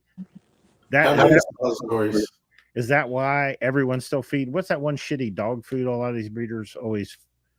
Old Roy. No. Oh gosh. The one that has a recall every fucking year. And every year we see these fucking recalls. Victor? Yeah, Victor. Yeah. People still feed Victor because they're little groups of people that feed Victor. That's right by Victor. Yeah. But the problem is every year, and you can go to the FDA's website and type in Victor's dog food and see that there are recalls every single year for this dog food. But they're tighten up little group. They're not going to go do their own homework. They're just taking advice from the people within their group. And that one within their group is telling them, oh, no, I feed Victor and it does great. Yeah. So they keep feeding it. I don't think we've ever tried Victor because of the amount of recalls it's had. I mean, we still eat chicken and they got recalls on chicken all the time. Oh, do they? You're right. I usually send the chicken back when I hit the flush. Oh, yeah. I'm like, feed what you want to feed, do what you want to do. Sending it back. What's the best dog food? That started a thing. Well, I don't know what the best is. I don't know what the best is for you. I think a combination of things. Yeah. This is what we do. Now, again, if I had 3 American bullies, my feeding regimen would be completely different. Yep. They would get raw every night. I would do raw with vegetables. I would get a very nice balanced diet. That's not the case. Okay. I have like 20 whatever dogs right now. What, 25, 24? Okay. I have 24 dogs. There's no way I'm feeding 24 dogs raw. So what I need to do, there's has to be an acceptable something in between, right? And for me, that's been a Nookshook. We switched to a Nookshook Marine. We feed a Nookshook Marine 25, and that's what we've been feeding. And it works very well for us. We can buy a pallet of it at a time. They bring it right to the garage door of our kennel. I put the door up. He rolls the pallet in, drops it in the floor. I don't have to pick up a bag. I don't have to move nothing. I don't have to haul nothing. For me, it's perfect. Yeah. Daniel brought up a good one. Pro Plan. I hear a lot of people that feed Pro Plan. They swear by it. Yeah. Yeah. And they swear by it. We did Pro Plan for a while, but it was back in the day. If some of y'all remember back in the day, Pro Plan changed their bag. They also changed their formula, and a lot of people's dogs. Yeah. A lot of people's dogs, when they changed that formula, the dogs would not eat it. They didn't want nothing to do with it. Well, and then we went to the regular Nookshook, and then some of our dogs had allergies, and that's why we went to the Marine. Right. And it has helped a lot with the dogs that have PCD. Yeah. Brad's a little salty with the Nookshook, apparently. So. I know. Oh yeah, I know. It's been good to us, Brad. It's been good to us. It has. But don't think we didn't take that into consideration when we saw that information from you, because we've never seen complaints from anyone else. So when we see that complaint from you, then we're like, okay, that's in the notebook. We're going to pay attention. And if we start to see that all across the board, then it's something we need to, be concerned about. But absolutely, if you can, if it's feasible for you to feed raw, that's the best thing. Like raw and vegetables and fruit and what is the barf diet? I think is if you're gonna do just raw, you definitely need to add the vegetables and the fruit. If you're doing raw and There's kibble, definitely toppers you need to incorporate. yeah. But if you're gonna do raw and kibble, then they're still getting their nutrients from their kibble. But Right. if you're doing just raw, you absolutely need to add things to that baby's diet. Mm-hmm. Because just the raw itself, and depending on who makes your raw, there's things that they need. Barf diet, yeah. Yep. There's things that just raw doesn't give them that they absolutely need. Like when I had Nomi on just raw, trying to figure out what she was allergic to, she was eating raw carrots, broccoli, a raw egg, and blueberries. Was her mixture. Turns out didn't fix her, so now she gets her kibble again with her raw. Damn. Yeah. Yep. We do a combo.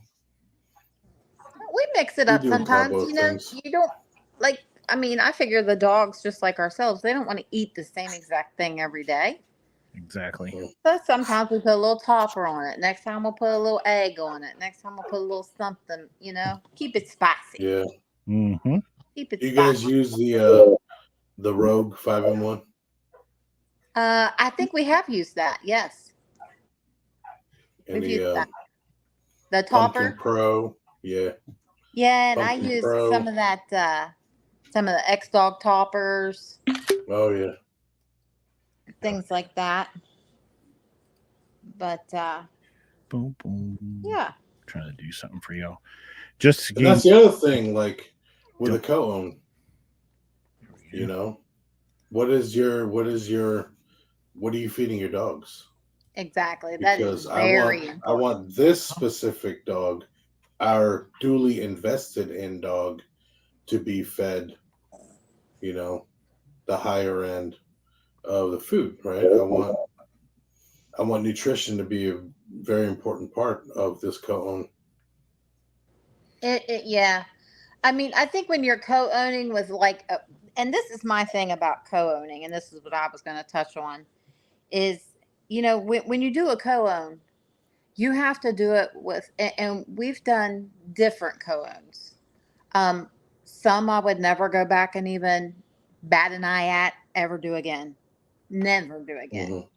And specifically because, number one, we weren't on the same health requirements that the dog needs. I feel like dogs need, they need to go to the vet. They need to have their shots done. They need, if they need to go to the cardiologist, then they, you don't want to be with a co-owner who's going to be like, no, that's not necessary. No. Yeah. You want to be able to keep, and we were in that situation prior to, my co-own situation now. But I strongly recommend co-owning with somebody you are like-minded about on every aspect of the dog. Not necessarily like marketing, because to be a good program, you're doing your breedings for what you need in your own yard. So basically you're going to pet home everything after that anyway. Right. There'll be very few that you let go out. We've got this for you guys that asked about the barf diet. You maybe don't know anything about it. I put it up on the screen. So here's a breakdown of how the barf diet works. And so it's been up on here for a couple minutes while Boss Lady was going on her little.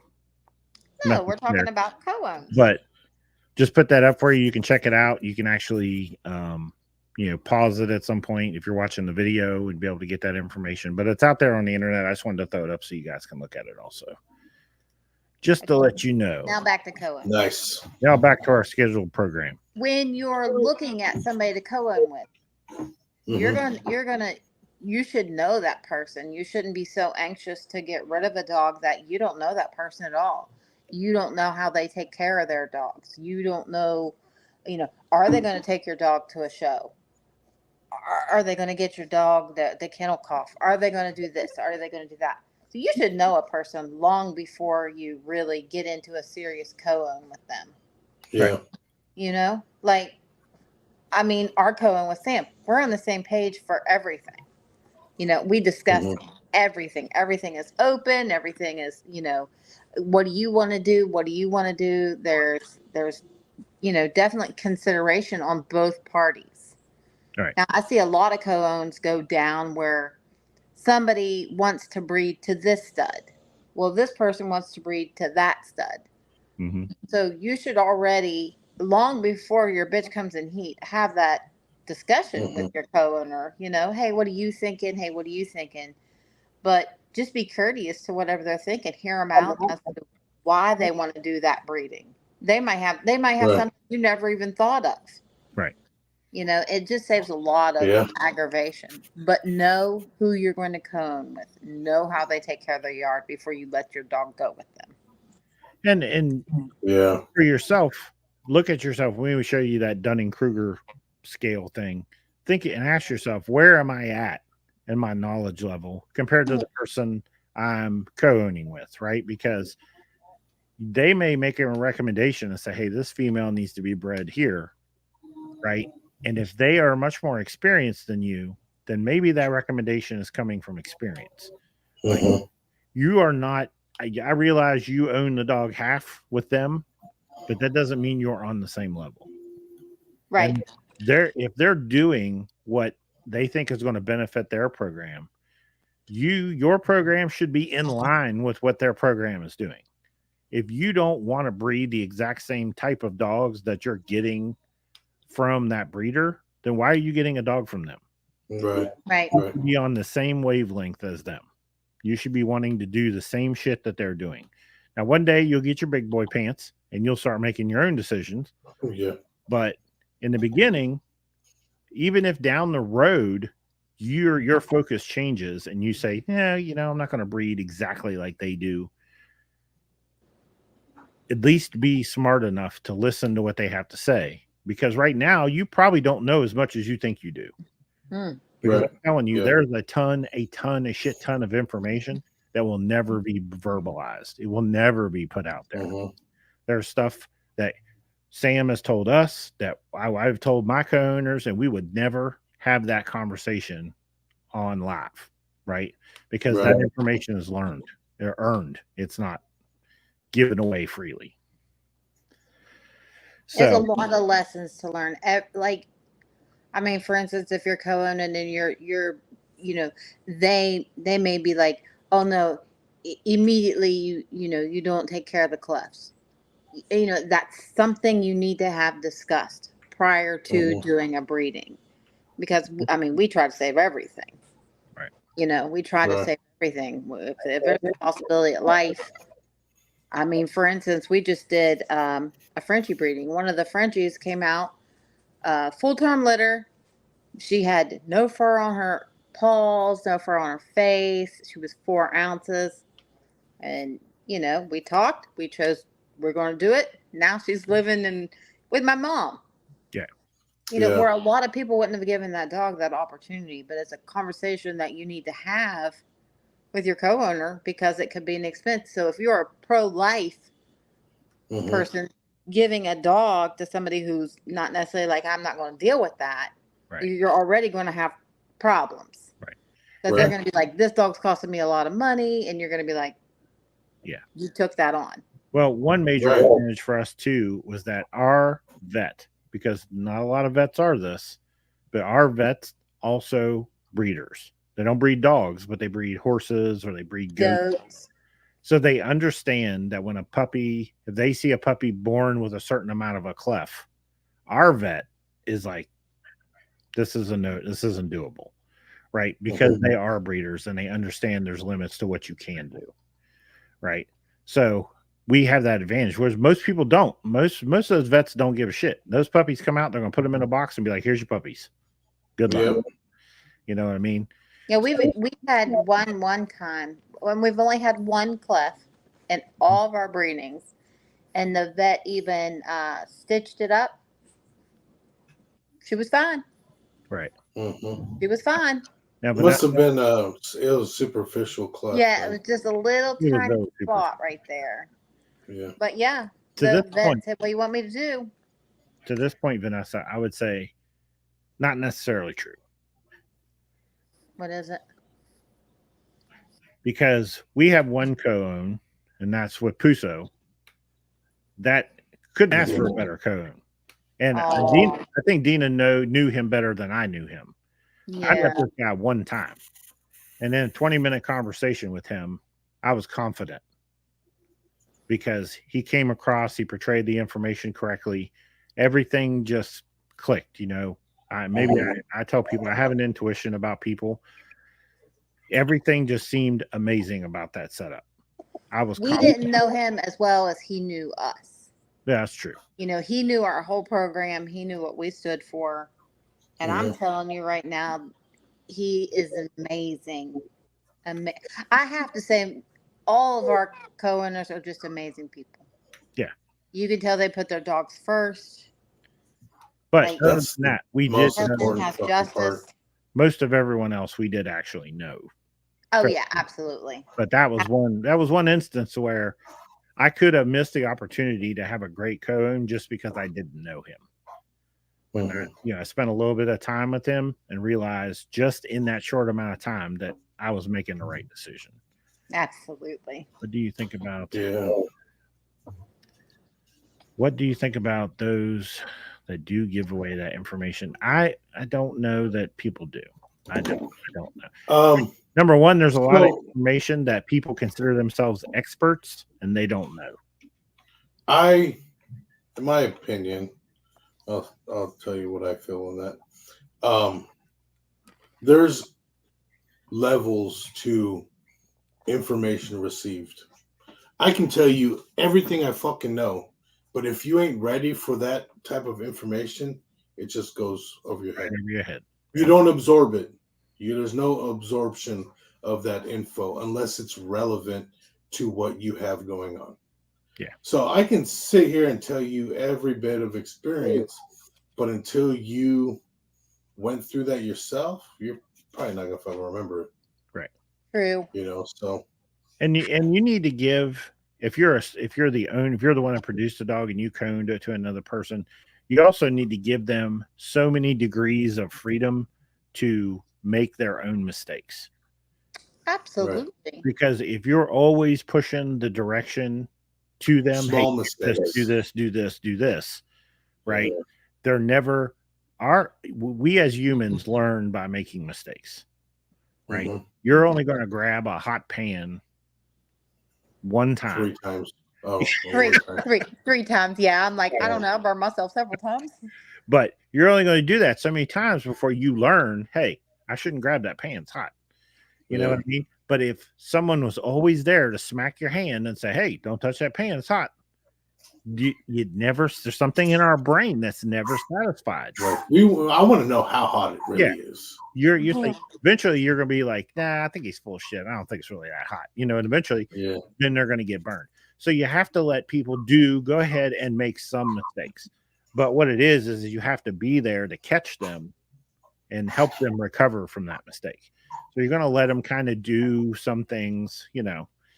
Yeah. But as far as it's their dog, you're a shoulder to cry on when they need help. But don't let them make mistakes is one thing, but not to the point where it's detrimental. Yes. Yeah. I will never let anybody make a mistake to the point where it's jeopardizing the dog. No. Yeah. That's immediate intervention. Like, stop what the fuck you're doing. Don't do that. You know. Exactly. But yeah, I'm a big fan of co-owning. A big fan because, I mean, if Sam have never given me the opportunity to co-own Precious, Mac, 7, you know what I mean? Right. Those dogs have built my program. Right. With with his input, it is like I want to say it fast-paced us to the learning it, but you got to be willing to learn too. Mm-hmm. You know, I mean, I've called Sam 1,000 times. You know, losing a puppy always seemed to be day 4. You know, a fading puppy, and I'm like, ooh, I'm not meant for this. I'm not supposed to be. And he'll talk me through it. Now, you know, it's okay. These things happen. This is normal. Like, it's nice to have that person who's already been through that, knows what you're feeling. Yep. So it is like, I'm a huge fan of co-owning. Huge fan of co-owning. I must be talking about you, Han, like that old heads.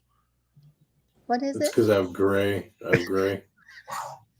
That's Dina. Under this hat What's that? is gray baldness.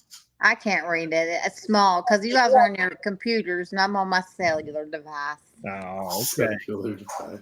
But if you get an opportunity to co-own a dog with a reputable person, I highly recommend it. Yeah. I mean, they're going to teach you everything, really, in reality. Yeah. And also, Well, in reality, you work together as a team, and I'm sure there's things Sam still learns daily. Sure. But you're now never gonna we all stop. learn together, you know. He may have learned a thing or two from us. Who knows? Right. He'd be like, y'all crazy. I ain't learned nothing from y'all. Be crazy. I learned y'all crazy. That's what he But said. the transfer of information and knowledge is only worth the receiving end of it. Mm-hmm. Yes. Or it's just wasted. Willing to receive Wasted. it. You know, it's wasted. And if you're going to co-own with somebody and you're not into drama, don't co-own with somebody who's drama. Yeah. You know? Exactly. Yeah. Now, just saying that, yes, your co-owner will be there to help you. That doesn't mean you just sit back and wait for them to answer all your questions. Mm-hmm. Like, you should be proactive, you know. Mm-hmm. Yeah. Having you promote your dog. You should take your dog to the shows. You should, they've given you the key. Now you just got to take the key and make it work in all the doors. Adina doesn't like to learn.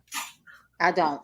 But I love, like, I will sit for hours. You get me on a subject, and there are many times we get done with this podcast, and I'll have a question in my head about something we talked about, and I will spend hours researching it. That's just the way.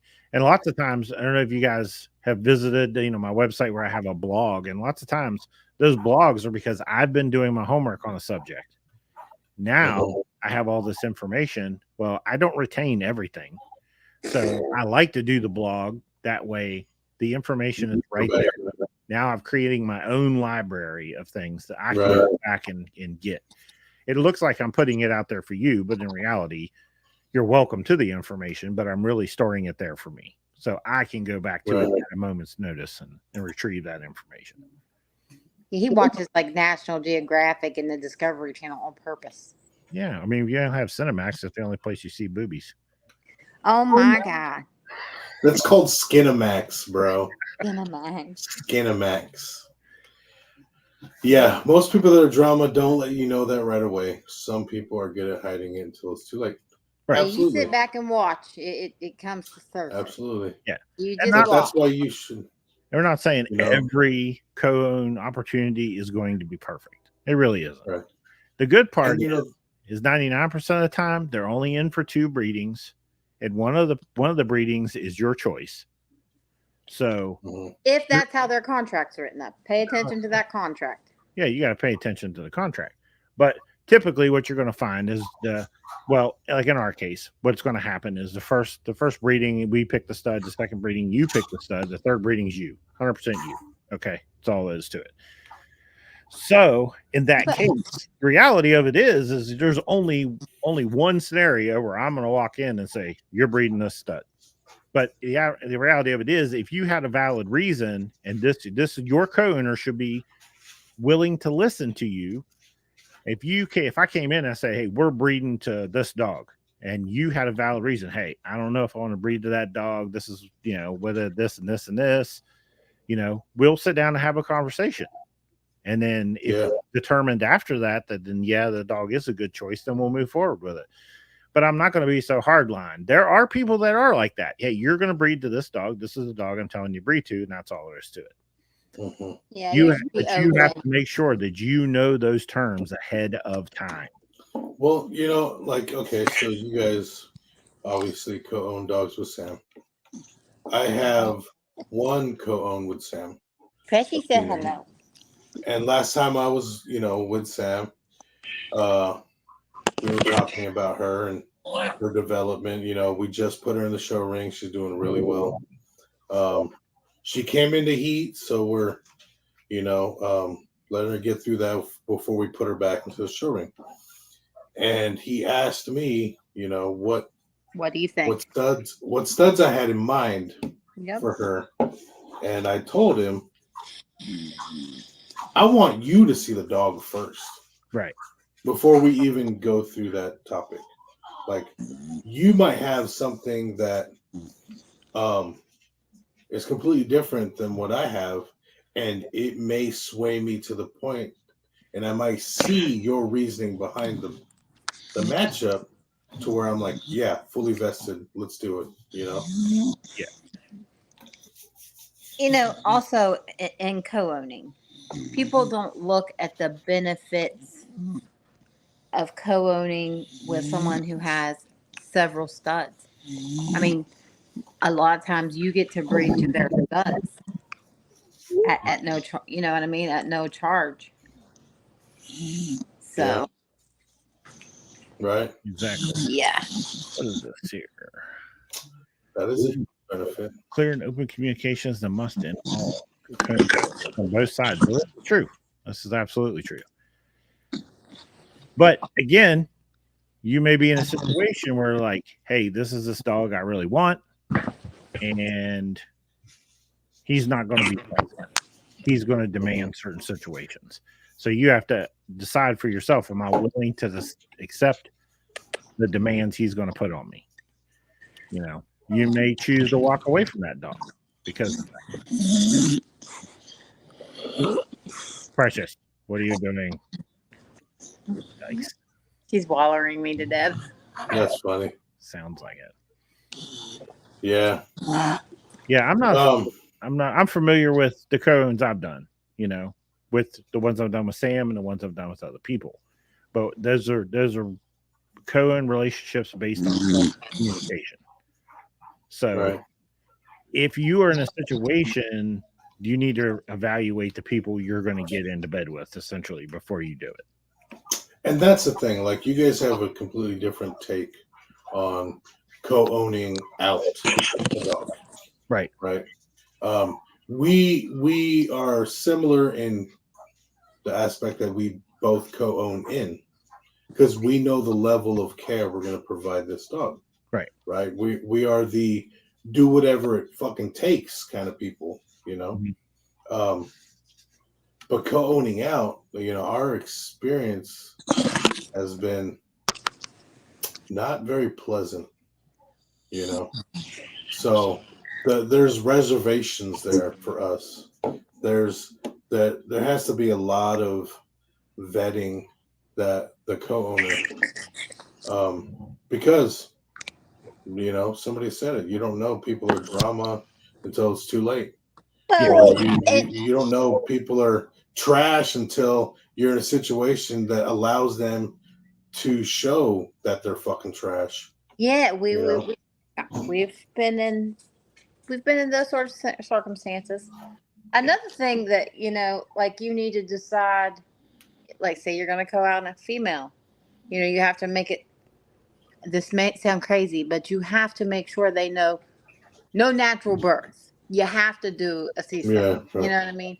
Those are things that all need to be discussed before you let that dog out of your hands. Because once they have it, they have it. Now I will come visit. But I mean, those are all things that need to be discussed. A lot of people don't think about that until it's too late. Right. Until it's too late, Yeah. Yeah, exactly. And now the worst case scenario, now you have a mama who needs to be rushed to an emergency. You have puppies in jeopardy. You're running the risk of losing everything because of negligence. Absolutely.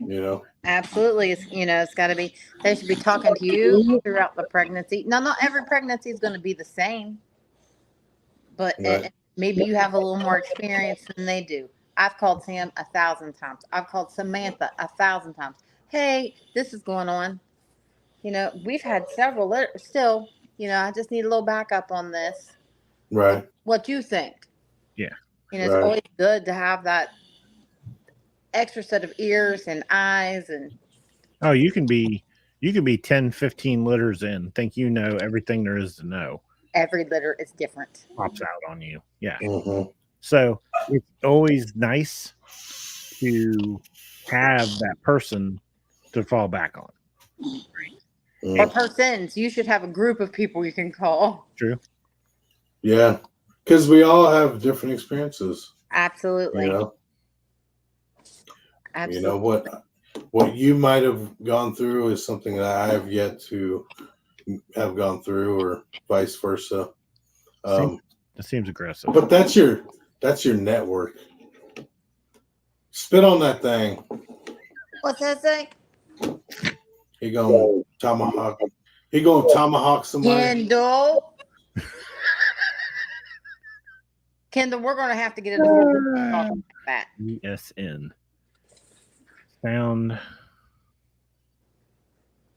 What? I think co-owning has huge benefits. Huge benefits, and I highly suggest it to anybody. Just know what you're going to co-own with. Where did this come from? What? But American Bullies? I don't do none of this.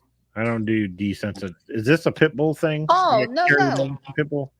You know what he's yes, we know do. what he's talking about. Leaving the doesn't TV well. on, like leaving the TV on, Yes. or radio, Okay. or Make noises. like they're in a Other room, but dogs. the door's open but blocked.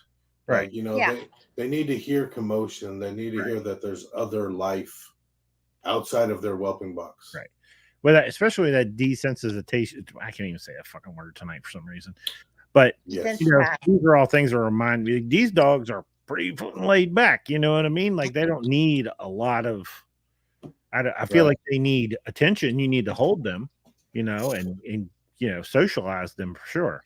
But desensitize, I don't know. Do they really need to be desensitized? I mean, if it's going to be a show dog, if you feel like that's going to be a show dog, just like right now with Psycho Bunny. All right, I'm with you now, Richard. I'm sure they got me on the right track. I'm taking Psycho Bunny to Kroger's, to Walmart. I'm taking Psycho Bunny to work. You know, that's sort of the same thing. Desensitizing them, getting them used to commotion, being touched. Right. Every once in a while, when they're sound asleep, you open the door, scream, and then close it. That's a lot like being at a dog show. I'm just fucking joking. We'll take them to a dog show, put them in front of the speaker. That's terrible. But no, I get what you're saying, Richard. I don't think it's a bad thing, but I don't. It is a very good thing. I just don't require it.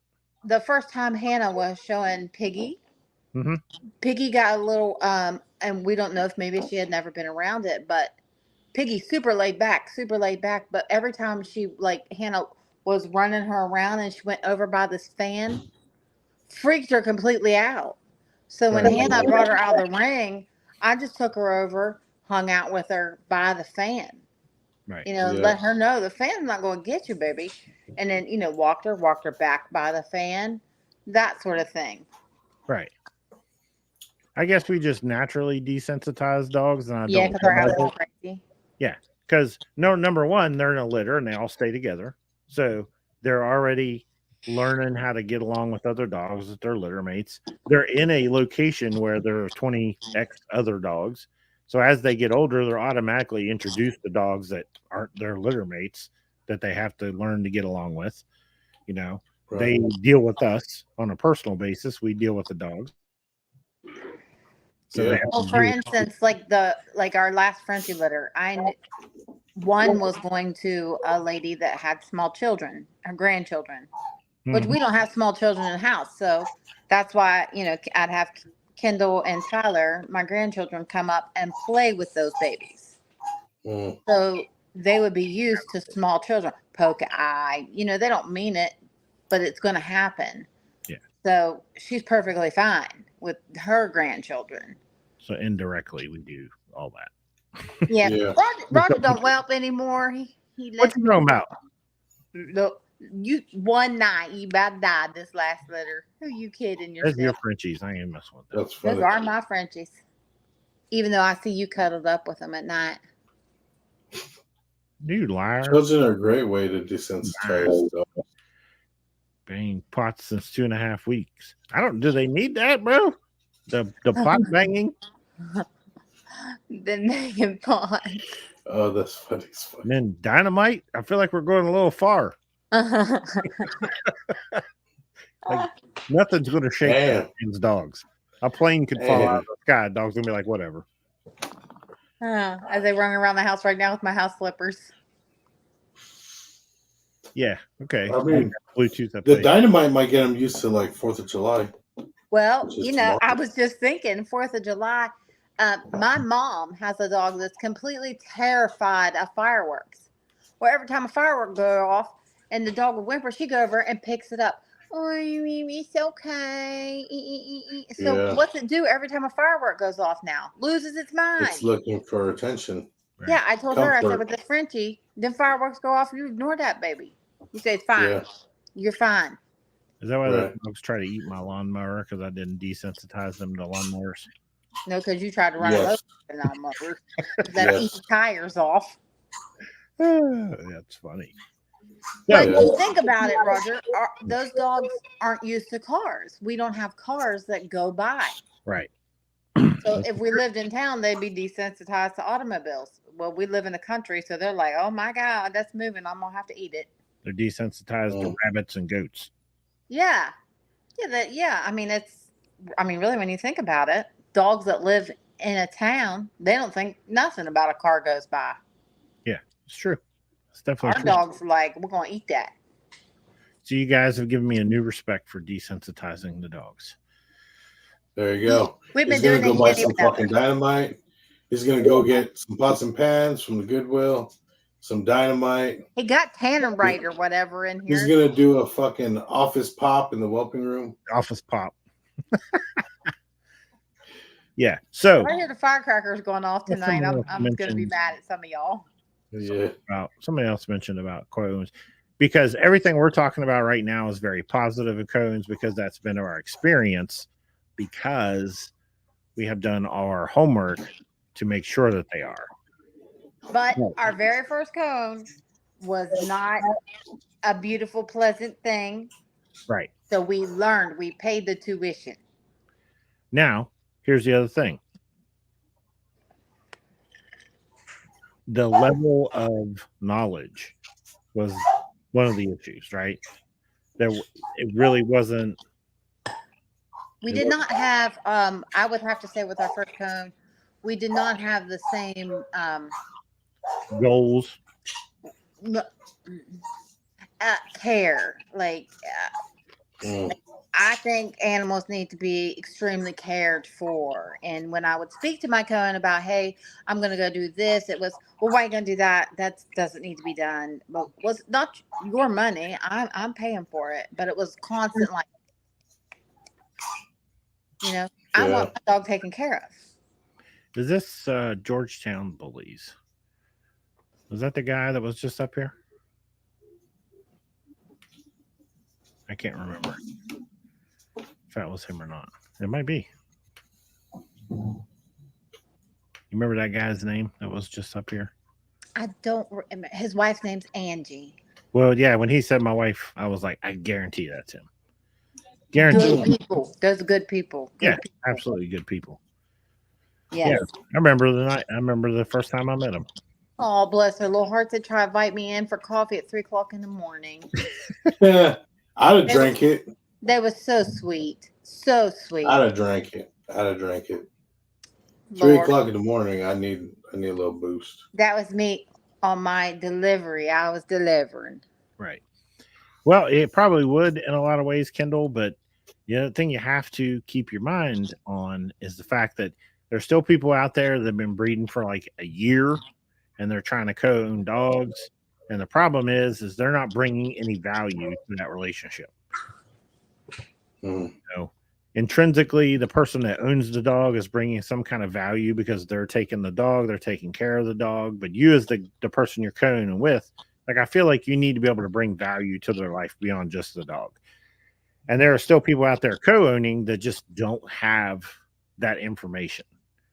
You know what I mean? And you're far better off if you co-own with someone that is an experienced breeder that can help you learn at the same time.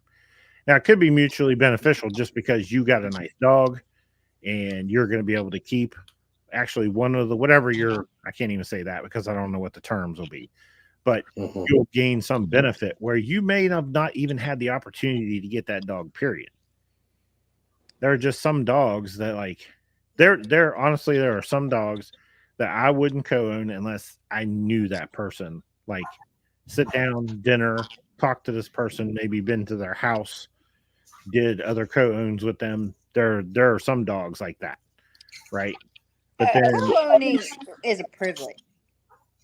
You know, it really is. When you co-own with someone, they're entrusting basically their child, right? You know, with you. So you have to respect a lot of the wishes that your co-owner and you have together. It's so much respect. Like you have to respect that person. Right. So in that case, person doesn't like drama, don't give them drama. Right. So Kendall, in that case, what you have is you have an opportunity for you both being new to learn together. Yeah. You're going to learn in conjunction with each other. So you co-own the dogs. You're going to be able very communicative back and forth, talk back and forth, you know, share resources. That kind of goes in the line with like the last part we were going to talk about, which is like kennel partners, which we'll get into here in a minute. Because essentially a kennel partner is really no different than a bunch of co-owns in a lot of ways. I want to co-own, but I come across somebody who breaks it down like y'all. Well, Dan, I don't know how many there are. I think there are people like us out there. I know there are, but a lot of people are just real comfortable. The problem is after your program is established, you're just real comfortable at not making a bunch of noise. You just you know the people you know, you have a list of potential clients, and you're just not really making a lot of noise. And most of your work is in the background. The door's always open for people. You know, I mean, just like for all of us, when we're at a show, we're all always open to talk to people. And if people just come up and talk to us, we've met a lot of people who want to come just through that. Right. Now we get to know them more. We become family. Then we're like the hemorrhoids. You know, you just can't get rid of us. Now, Richard, they make a paste and a donut seat. Oh, maybe. Okay, we'll be like herpes. You can't get rid of those. We genetic test the dogs before they're given to our co-owned. So we already know their genetic information. Now, as far as OFA is concerned, we kind of reserve that. Yeah, we're in an emerging breed. Things from litter to litter, scores could be dramatically different. Well, in a co-owned situation, they're going to be too young. Right now, we don't focus hard on OFA, but we do it on dogs. So we have, you know, certain dogs done. Post Malone's a good example. You know, somebody wanted to use Post Malone, and that was their requirement for using Post Malone was that he had what do they call it? The basic OFA. They just wanted basic. You know, and I said that's fine. If you want to do it, go ahead and do it. No big deal. But here's the thing: you can genetic test your dogs all day long, and your clients are not going to ask for it. I put it right on my website. Pedigree, DNA information is right there on my website. If they're not asking for it, it's kind of it raises a little bit of a red flag for me. Right. Yeah, just I mean, it's relative. We push it, and it's the norm for us. So on the show, you're going to talk a lot about genetic testing. That's our push, right? After that becomes norm, we'll probably move to another sub. We'll probably move to OFA. We'll probably move to elbows and all that shit. You know, right now we need to take one critical thing at a time, normalize that, and then move to the next. Echo cleared, right? Yeah, absolutely. Echoes are important too. Just because and I try to stress this to people too, on both sides of that curve, right? If you take the dog to the vet and the vet says, nope, dog doesn't have a murmur, you should go ahead and have an echo done on the dog just to be sure. Inversely, if that vet tells you that dog has a heart murmur, you take that dog and get an echo done. And they don't have it. Because we've seen not only from ourselves, but multiple people within our community that their vets told them their dog had a heart murmur, and they went and had an echo done on the dog, and it didn't have shit. Yep. Yep. I think a lot of vets don't technically understand this breed. They don't want to get into understanding this breed. It's not really where they're making their money. Where we have basically 4-star vet. You know, Right. I'll be there 2, 3, 4 times a week, and I have basically forced our vets, which there's 4 of them there, to understand how a bully is built. Their heart actually sits a little bit further back in their chest, so you can hear anything. Their chest cavity is a lot more dense. It is. It's very, very the dense. sound is different. Yeah. So when they're trying to listen for murmurs, they're listening for a specific pattern and sound. Yes. And American bullies, they're built different than the majority of dogs I see. Yeah. So that sound sounds different if you're not listening in the precise location you need to. Exactly. The density of the dog and the wideness of its chest, all that shit takes, it takes in consideration. That's why echoes are perfect to prove your dog's heart health. We've done that. It's not just listening; they're hooking up to the vital parts of the dog to get an actual reading baseline data, physical data, not an interpretation on what they hear, but physical data on what the heart's doing. Yep. It's especially if your vet is not familiar with this breed. Right. Because they're different. You know what I mean? They're just different. You have to, like, I'd say OFA, I probably wouldn't actually, like, you could do x-rays, but not even like at 6 months. The dog's not, we got to wait till the dog's fully developed. They're still growing. Yeah. Right. You know. So Dan had a question here about co-own studs. It said, how many breedings do you owe? I think maybe a little confused about how that works. So when you co-own a stud with someone, that's for the stud's life. Yes. For his entire life. Unless there's a buyout option. Yeah.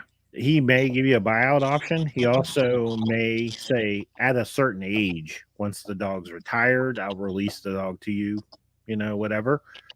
But at the end of the day, it's just a piece of paper that says it's half his dog. So, I'm sure everybody has different contracts. Right. A contract is very, very important. Yeah. Mm-hmm. On a female, generally you do 2. They pick the first stud, you pick the second stud, the third is yours. Now, we have some that, we do all 3 because of the caliper of the bitch. Of the female, yeah. Yeah, the caliper of the bitch is going to matter. Yeah. 50-50, brother. 50-50. For instance, like Precious. Precious, she's 3 and we do 3.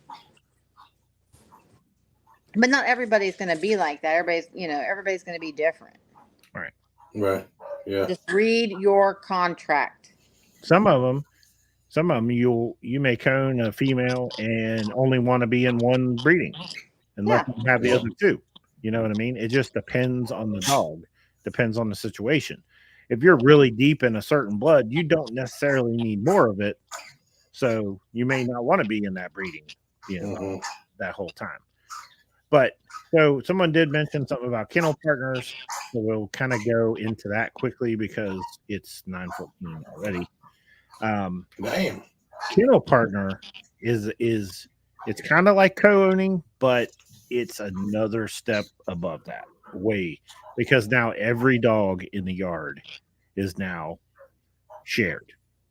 And not only that, when we're Kennel Partners, that means our facility is shared. That means our electric bill is shared. That means our vet bills are shared. That means everything is shared. Dog food is shared. In that case, from ground up, your Kennel Partner should come with the exact, if you're bringing 20 grand to the idea, they're bringing 20 grand to the idea. You have to match up and down 100%. You're going to have to match every step of the way. And it's not, I feel like it's not a 50-50. It's 100 and 100. Yeah. Right. You know? Well, what he was asking about. There's a lot to agree on, like who's shoveling the poop today? Not necessarily that as much as like what's going to happen is potentially you're going to say, let's say you have a guy and he has 40,000 he wants to be your kennel partner. You don't have that kind of money match. Let's say you got 10 grand. You say, I'm going to put in 10 grand, you put in 40. And now we're going to build a kennel. And since you put more in it than I did, I'm going to manage the kennel. I'm going to scoop the poop and take care of the dogs and all that shit. When there's an imbalance, it's going to bite you in the ass eventually. It builds resentment. Yes. Someone's going to feel entitled because they put more money into it. Someone's going to feel entitled because they put more work into it. Right. So these are situations, and it doesn't even matter if you put it in a contract, because at the end of the day, you could go to your partner and say, no, the contract says that, we're going to do this, and they feel the way they feel. You're not going to, the contract doesn't change anything. Yeah. Same vision. Oh, absolutely. Definitely to have the same vision. You need to have, like-minded. yeah, that's a kind of a given. Like and it probably has to be discussed on the weekly basis. Yeah. Well, it's just like any other business. If you're going to, are you going to be a silent partner in the business? We need to quit treating this like a hobby when we get to a certain level. Right. Yeah. If you have 2 dogs in your basement, no big deal. That's different. That's a hobby, maybe semi-business. But when we're talking about kennel partnerships, we're building kennels, we're maintaining 10, 20 dogs, whatever it is, right? And we have an even partnership. This is a business. You need weekly meetings. We need to have discussions about this dog needs to go to the vet. This dog needs this. This is a breeding we need to do. Who do we need to take them to? All this stuff. It all needs to be laid out, and you need to have communication. Most people are too stubborn to do that. They're going to have their own ideas. I would honestly rather see you co-own 5 dogs with somebody than do a kennel partnership. Because at the end of the day, when you produce stuff off of those co-owns, they're yours. And then those productions, you're free to do whatever you want. Right. But when you're in a kennel partnership, every one of those productions are also your partners also. So you're never in a position to do something fully on your own. It's always going to be part of that agreement. And if you're okay with that, if this is like I wouldn't even say your family is the worst people to get in business with, in my opinion. Yeah. But get out of my business, boy.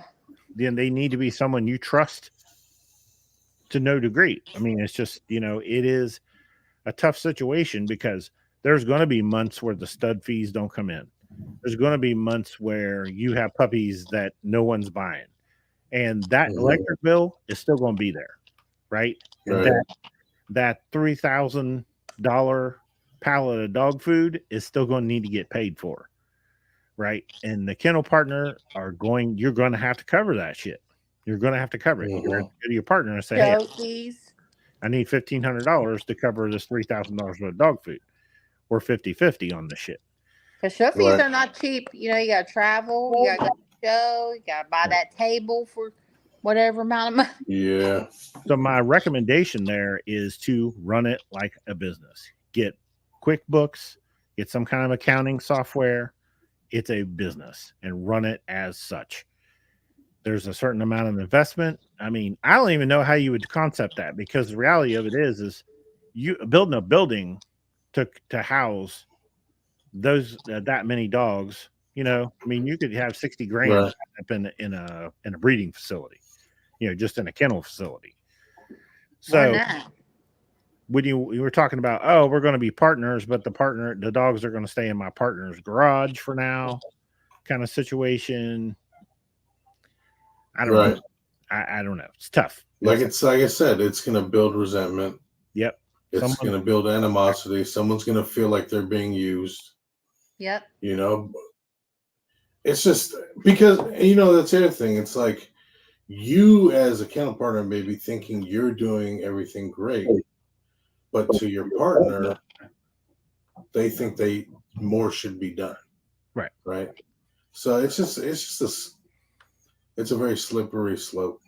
You know, there's got to be an extreme balance between everything. You know, and like I said, it's saying 50-50. It's 100 and 100. Yeah. And the other issue is when there's a minor issue, more than likely that partner is not going to bring that up. It'll be something minor. Right. You know what I mean? The dog went to a show where you're supposed to split the fees, and the other partner didn't give you his half of the show fees. Right. You covered it 100%. And that's a little thing. And you forget about it. You don't say nothing to him. You're like, you know what? He just no big deal. You know, but as time goes on, these little things add up. And one day, the one guy is going to be like, what the hell? Where did this come from? You know, and you have an explosion, an argument because things weren't documented and we weren't made to pay things we were supposed to be paying. And it's just, It can be bad. It can be bad. So, and I think that's another reason why a lot of people, when they do co-owns, they would talk about expenses as far as that's concerned. This is your female. All the expenses of owning and taking care of this dog is your responsibility. Right. We're not splitting. The only thing we split is stud fees. The only thing we split. If we use a stud outside of my yard, we're going to split the stud fee. It keeps aggravation down a lot. Yeah. If you use a stud within my yard, it's free. You can use any stud I own for free on that bitch. But if we go outside, we're going to split the stud fee. But as far as the rest of that's concerned, food, care, vet bill, C-sections, you know, all that other stuff, that's all on you. That's you. And that's why it makes, my opinion, it makes co-owns work a little bit better than kennel partnerships. Because kennel partnership, it's a constant demand on trying to get the funds from the other person. Right. What needs to be done. Absolutely. Yeah. That's why we don't do either. Well, the other thing with you guys is I feel like you guys are like, I had a friend, his name's Dave. He lived by himself for 30-something years. Bringing a woman into his life was tough, right? Because he had to set ways. Whatever he did, pissed on the toilet lid, left the refrigerator open, whatever. He did whatever he wanted. Had a fucking iguana in his dining room. You know what I mean? Like he did whatever he wanted to do. But then he realized when you add a woman into the equation, what was a perfectly working system is now all fucked up because I'm not allowed to have a lizard in my living room now. I gotta put the lid up on the toilet. He had a dartboard in his dining room. Yeah. That well, at that point he needs to come to the realization what he finds the most value in. Being alone or having his way. Yeah. So but I equate that you guys have a set. This is what we do, right? And I don't think that if we introduced a person that came into the equation, it was constantly questioning everything. Why you guys do it this way? Why you do it this way? Why are we doing this way? Blah, blah, blah, blah, blah. Right. I think you guys are in a position where you would just be like, I'm not putting up with this shit. Like, we do what we do. And this is why we're not doing this. Because they're like us. We can fight amongst ourselves. Yeah. We got our own beef right in-house. Listen, when he was talking to me about pictures, he's like, that's our only problem. She get that dog out there and she want me to stack it this way or that way. I was like, oh my gosh, I want to kill Roger when it comes to picture taking. Yeah. Oh. Yeah, that's the quickest way to get us into an argument. It's the same way. My cousin Bob, his whole living room is arcade games. Arcade machines. Like the big tall arcade machines, whole living room. Damn, Bob. You're going to introduce a woman into that equation? She is not going to. Oh, no, he got rid of the woman, and that's where the arcade games came in. There you go. He found himself. That's his new woman, arcade machines. Damn. Cool. We got some now in the shop. Yeah, but that's equate that to like you have established what it is that you do. And I don't think, even if you were open to the idea of kennel partners, I don't think it would work very well because you're so established. Well, and so independent. I mean, you already know. Exactly. You know what you got to get up in the morning and do. You know what you got to do before you go to bed. You add another person into that, and it's going to be like, what in the world? Well, and the other concept of keeping it 100, right? How many breeders on the planet would want to be kennel partners with you that were on your level? None of them.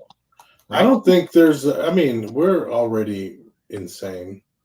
To be a breeder, you have to have a chemical imbalance in your brain to love giving your life to things other than yourself, right? I tell people, but no, I don't think. I think there's a very, very small, extremely small percentage of people that want to dedicate 14, 15, 16 hours a day to dogs. Right. You're right. We all got a chemical imbalance. We do. Well, and if you're a 2-job home where the wife and the husband work, right, you need to be realistic about what you're going to be able to accomplish in American Bull. Because there's a certain level of dedication. If we both had 9-to-5 jobs, this wouldn't be happening.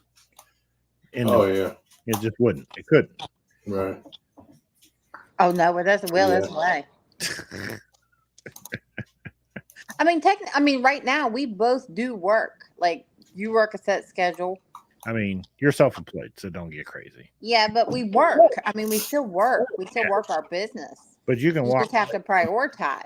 Yeah, you walk. You can't go to your boss and say, "Hey, I gotta go get a progesterone test. I'll be back in 3 hours." He'd be like, "No, you're fired."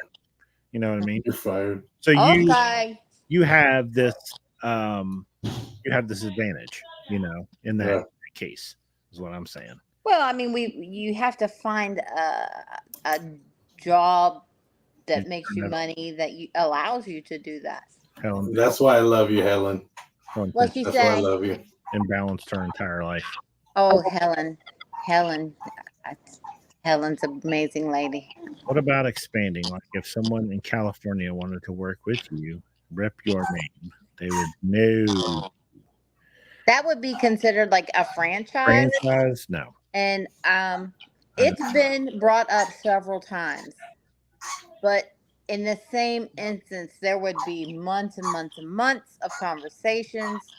I would have to know that your DNA, your grandparents' DNA, your everything. Because basically with that is your reputation that you have worked so hard for. Right. On the line. Yeah. And honestly, I'm not seeing too many. Don't take this the wrong way, but I'm not seeing a franchise. And if I'm wrong, someone correct me. But I've not seen a franchise that actually ever shined as hard as the original did. You know what I mean? It's always the original that just seems to maintain the momentum, and the franchises are they're producing dogs, but for some reason it seems like the original of that franchise is the only ones that seems to be taking most of the credit for it. Right. So, and here's I think the originator of the franchise is going to work harder still yet because it's their name on the line. Yeah. So, it's technically their program. Here's the thing that does work, and this is how we do things. We can say that Sam, Dina, and I, Han, any number, there's a bunch of yards, and we all work together. We maintain completely separate identities. We have our own programs, but we work as a collective. Yeah. And I find that to be much more beneficial. Right, because no one is impeding their wants on your program. Right. They have their own program to do as they please, right? There's no hard decisions that need to be made. There's no tough conversations that need to be had.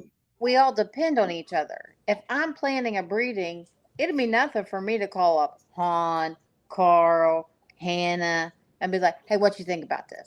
What do you think? What do you see in this that I might not see? Right. You know what I mean? So it's like we're all doing our breedings together, but they're not. We're bouncing concepts off each other. But ultimately, the decision is yours. Right. Right. But it's still good to have. it's still good to have the family there to be like, what's your thoughts on this? What's your thoughts on this? It's not only because I care about what your thought is, but maybe you see something I don't see.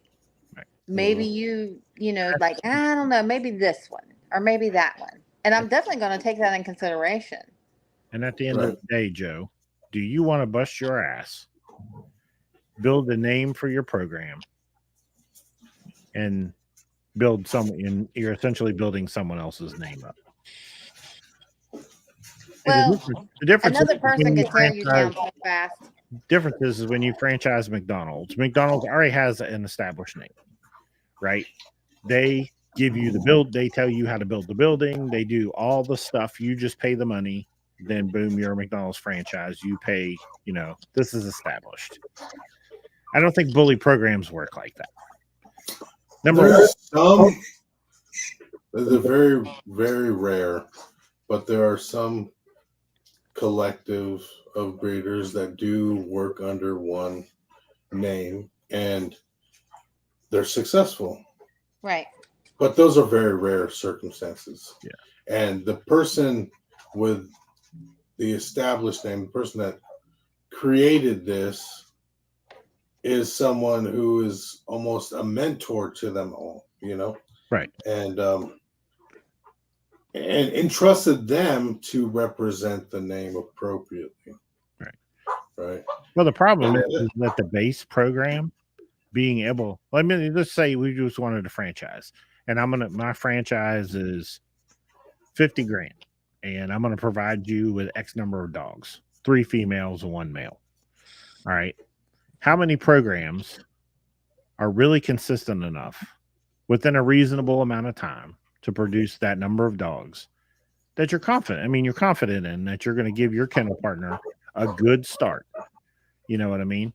If your standards are high, you're probably not going to sell a lot of franchises, right? Because you don't produce so many dogs that are just so excellent.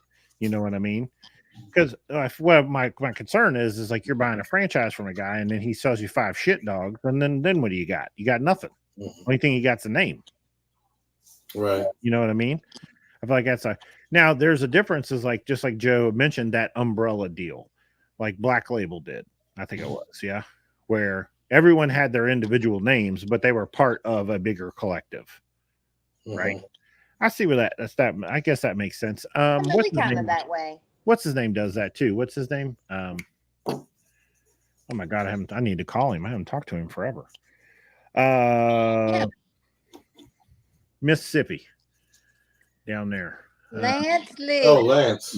Yeah, what's their deal? Yeah, but they're not the BWO, but they're not Kennel Partners. No, right? It's more of a collective, right? It's a collective of breeders and showgoers. Right. Specifically showgoers. Right. Right. So that is a bunch of like-minded people that came together under one umbrella. But the reality of it is they still maintain their own individual programs. Right. And if you're looking for a unity kind of situation, I like that concept. Yeah, just come to our booth. We're very unity. Like, you put a name on it, and then we all think we're like-minded. We're all maintaining our own programs, but we're also putting a name on it because we all think alike. Yeah. That was the BWO thing. I always thought that was cool. And he's grown that consistently over the years. Oh, Lance Lee. Shout out to Lance. Yeah. I haven't talked to him in a while too. Me either. I miss him. I saw some dogs he posted recently. He produced. They were good looking dogs. Yeah. I'll never forget old Lance. Boy, I tell you what, first time I ever had to show 7 by myself. Oh, Lance Lee, boy, he talked me through the whole thing right there. We're competing against each other, and he's telling me, oh, it's going to be all right now. Just do this. Just do this. And God love him, he helped me right through it. Right. Yeah, Josh, I don't know anything about his particular situation. I don't know how that works exactly, but listen, I'm so itchy I can't see straight. Well, you should not be running around in the bushes with exposed skin. Are you a bush lady? This bush got me on the ear, so I decided I ran it over with the lawnmower. Then I got my little chainsaw out. Everywhere. I got my little chainsaw out, and then I got it down. Turns out it's poison oak. Yeah. I didn't know that. My face swelled out. My eye swelled almost shut. I got on my hands. Girl, you're in bad shape. Between my fingers. All right. So if anybody's got a question, throw it in there. But while everyone's thinking of their questions, we'll just kind of do a sum up of our opinions on everything's no for Han, we know. But why is that? We'll say Dina, co-owns, recommend, don't recommend, conditionally, obviously, but I conditionally recommend definitely look into what you're about to, as Roger says, get in bed with. Mm-hmm. Because when you co-own, you should be a part of that person. You know what I mean? You should definitely look into the person. No drama. Okay, so pupback deals. I'm not a fan. Dina's not a fan. And then Kennel Partners. Pupback deals. Pupback deals have to, I would say, benefit me more than the damn owner, because it's something I want to incorporate. Either more Pheno than Geno, but co-owns, I will gladly co-own in a dog. It's very rare we will ever co-own out a dog. Right. Because we've had bad experiences. I don't want to revisit those. Kennel Partners. I wouldn't say we have a kennel partner, but we have a Rainy Day Bullies Pacific Northwest. Right. Right. That's Samantha's best friend. She was with her from damn near the beginning. Mm-hmm. But she does her own thing. Right. She has one of our produced males, but she does her own breedings. She does, she does her own thing. But she just represents the brand, I guess. But no, nobody is going to come in here and try to tell us what we need to do. Or nobody besides me and her are going to be responsible for the things that happen here. Makes sense. Right. So, Dina, I figure you're on the same page as far as kennel partners go. You're like me. Yeah. No, I mean, I really don't want a kennel partner. I got you. You're enough to take care of. Okay, you get muted now. So, my position, here's the thing. Unmute me. And you're not muted. And I think of this, I'm an entrepreneur. I'm a business owner. So understand this is how I think of things.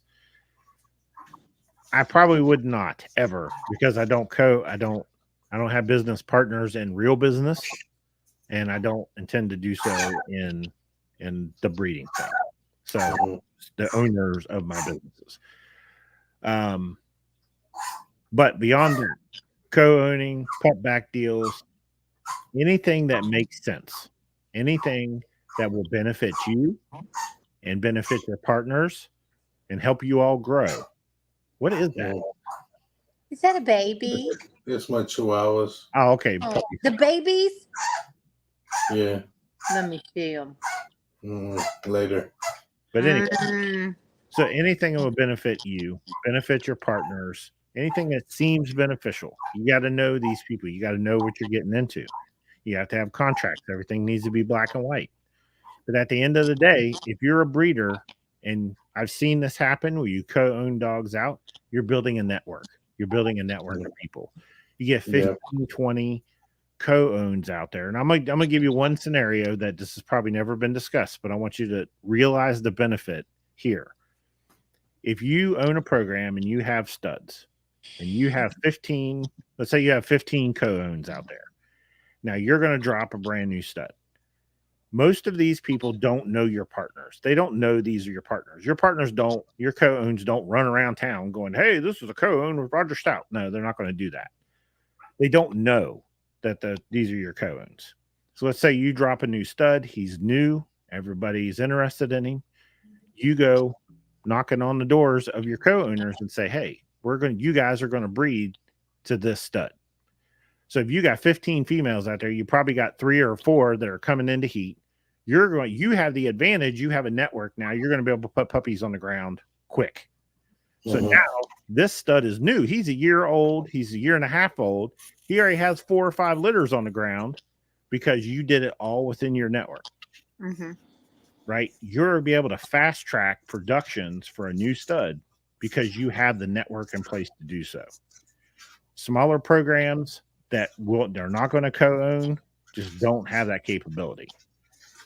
So that's just one advantage. Trust me, there are 100 different advantages, but we can't sit down. The problem is lots of times when we share that kind of stuff, you're not there yet. You're not ready for that information. You know, these are things that come to you later as you start to build your programs. You realize, oh, wow, I have this capability. I have the capability. Yeah. If one of my co-owned females comes in heat and I want to use one of my co-owned males, I am 0% involved in this. My co-owner could contact my other co-owner and they will set up the breeding and do the breeding and they would have puppies and I wasn't involved in any of it. My involvement is they call me on the phone and say, hey, you need to come get your half of the litter. Right. That's it. You know, huge advantages to building yourself a huge network of people. You have resources, you have people, not only that, but your partners as you build relationships. Hey, they're taking one of your co-owned females to a show, but you have a dog you'd like to have to go to a show, but you can't go there. Okay, you can get that dog to your co-owner and they'll take it to the show. There's advantages, obviously. So I think as far as pupback deals go, the only reason I am not a fan of it is I like to whelp my own litters. I like to, you know, I don't want to, I mean, not that a pupback deals are great for a lot of people. Just not me. I want to whelp my own baby. My favorite whelp litter is the one I don't whelp. That's the best one. That's why he don't whelp no more. I can not whelp 4 or 5 litters at the same time. That's part of co-owning, people. None of them are at my house. And that's sad. It's quicker. It's just I want them here. So when you got a newer program, you're dealing with a more established breeder, you are going to be putting in an imbalanced amount of work. You're going to be working the litters and take care of the puppies, and he's just sitting back waiting for a phone call to come and get his dog. But at the end of the day, he's teaching you, he's helping you along the way, he's helping you build your program. He should be introducing you to other people. Right. At the end of the day, you're always going to have that relationship. Once that female is done and she's retired, you've still established a relationship with that person. Yeah. They may have established their own program, but you still established a relationship with those people. That in this is the biggest advantage ever, in my opinion. The more people you can build a network with and trust, the better off you are. Yeah. I see the benefit, but I still have reservations. I'm the same way. I hear you. Let me see. No, they can't go. What advice would you give a new breeders on establishing a network of people? Go to a show.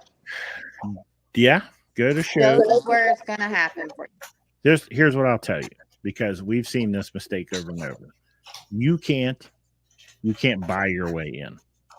No. Your shitty personality will not allow you to buy your way in. So you have to be a genuine person. You have to be genuine people find other genuine people. It happens. You will. If you look, you're a genuinely nice person, you will find other nice people. Right? It just takes, they don't fall in your lap. You're going to have to put in the work. You're going to associate yourself with people. You're going to realize they're the wrong people. You're going to have to walk away. It don't happen overnight. And there is a lot of nice people in this community. Right. But you remember, there used to be back in the day, if you wanted to learn how to be a cook, you would go to a cook and say, look, I'll volunteer my time in your kitchen. I'll wash dishes. I'll prep food. I'll do whatever you want me to do. You don't even have to pay me. I just want to learn. You know, the same thing. You guys that did built motorcycles. If guys wanted a mentor under that guy that built motors, they would do dumb shit, change tires, change oil. They would do, You know what I mean? Because they Practice had that it. opportunity to learn. Yeah. That still works to this day, in my opinion. Roger's leave my personality out of this. Oh. I knew you was a problem first time I saw you with that hat all built up. I said, "Uh-oh, this is one of the rat rod guys." What is Grand Champion 7 COI? Hold on. Oh, you got it. I got it. I'll find out. What else? We had another question right there. What was that? Networking. Is it on your website? Huh? Is it on your website? Yeah. No, well, actually, when you go to that part, it doesn't show you 34%. When you go to the actual, it's on the main page where all the dogs are listed, is where he gives you that. But when you go onto the actual DNA information, it doesn't. It's 34%, sir. Let me see. I whelp my co-owned litters. I love whelping. Oh, I would too. Some people love to whelp. Absolutely love it. Yeah. You know what? I really love it when it's a hitter of a litter. When they're all like monsters. Then I'm like, yeah, I'm gonna stay up all night and look at these crazy little fuckers. You know what I mean? But if they're not turning out, I'm like, they gonna be ready at 8 weeks. They're gonna be ready. That's funny. It's funny. You're gonna find you a nice couch. It's those breeding too that you've got the DNAs. On paper they're perfect. They're master perfect. You're like, oh my, woof. Ooh, they're just in their lanky stage right now. Yeah. Yeah. The other thing to be out, like this, we'll do this. We'll close on this. Be aware of your partner's rose-colored glasses. Sometimes they're a little generous in what they see. They're like, oh, they'll grow out of that. No, they're not going to grow out of that. So you're going to get disagreements with your partner. That would be the biggest problem with the kennel partners is like to your partner, that dog's a keeper. And to you, you're like, this dog needs to go. You know, he's talking about us right now, right? I'm like, everything needs to stay. Everybody looks great. She's like, he looks great. I'm like, well, if he was a ski jump, yes, he would be great. It's great. He's a dog, so wow, that's funny as fuck. You and Samantha go through this? No, not really, because Everything stays. We'll usually hold back three. So she'll hold back one she thinks, I'll hold back one I think, and then if we're both like 50-50 on one. No, I keep them If all. we're both like undecided on one, then that's the third one that stays. Yeah. It's the same way, Dina. You know, when we sent yours to the couch and mine went to the show ring. Burn. What was that about being cocky? Ah, no. Huh. It's not if it's true. I could bring mine off the couch. I hear you. That's funny. You could actually, honestly, I think. I know I could. Yeah, the boy turned out all right. He turned out fabulous. All right, we gotta let these people go. I can't even find the time. Where is the time? We've been on 9:48. Yeah. I got a few dogs. Well, I'm pretty sure Samantha's already doing that. But that's right. Okay, thanks for letting me join, folks. Appreciate you guys tuning in this evening. I hope you had a great show. Again, if you have questions, you got show ideas. This came from late as fuck is what she said. Reach out to us, give us a shout. We're willing to share information. If we don't have the answers, we'll go find a guest that does have an answer. If no one has the answer, we'll just ask it.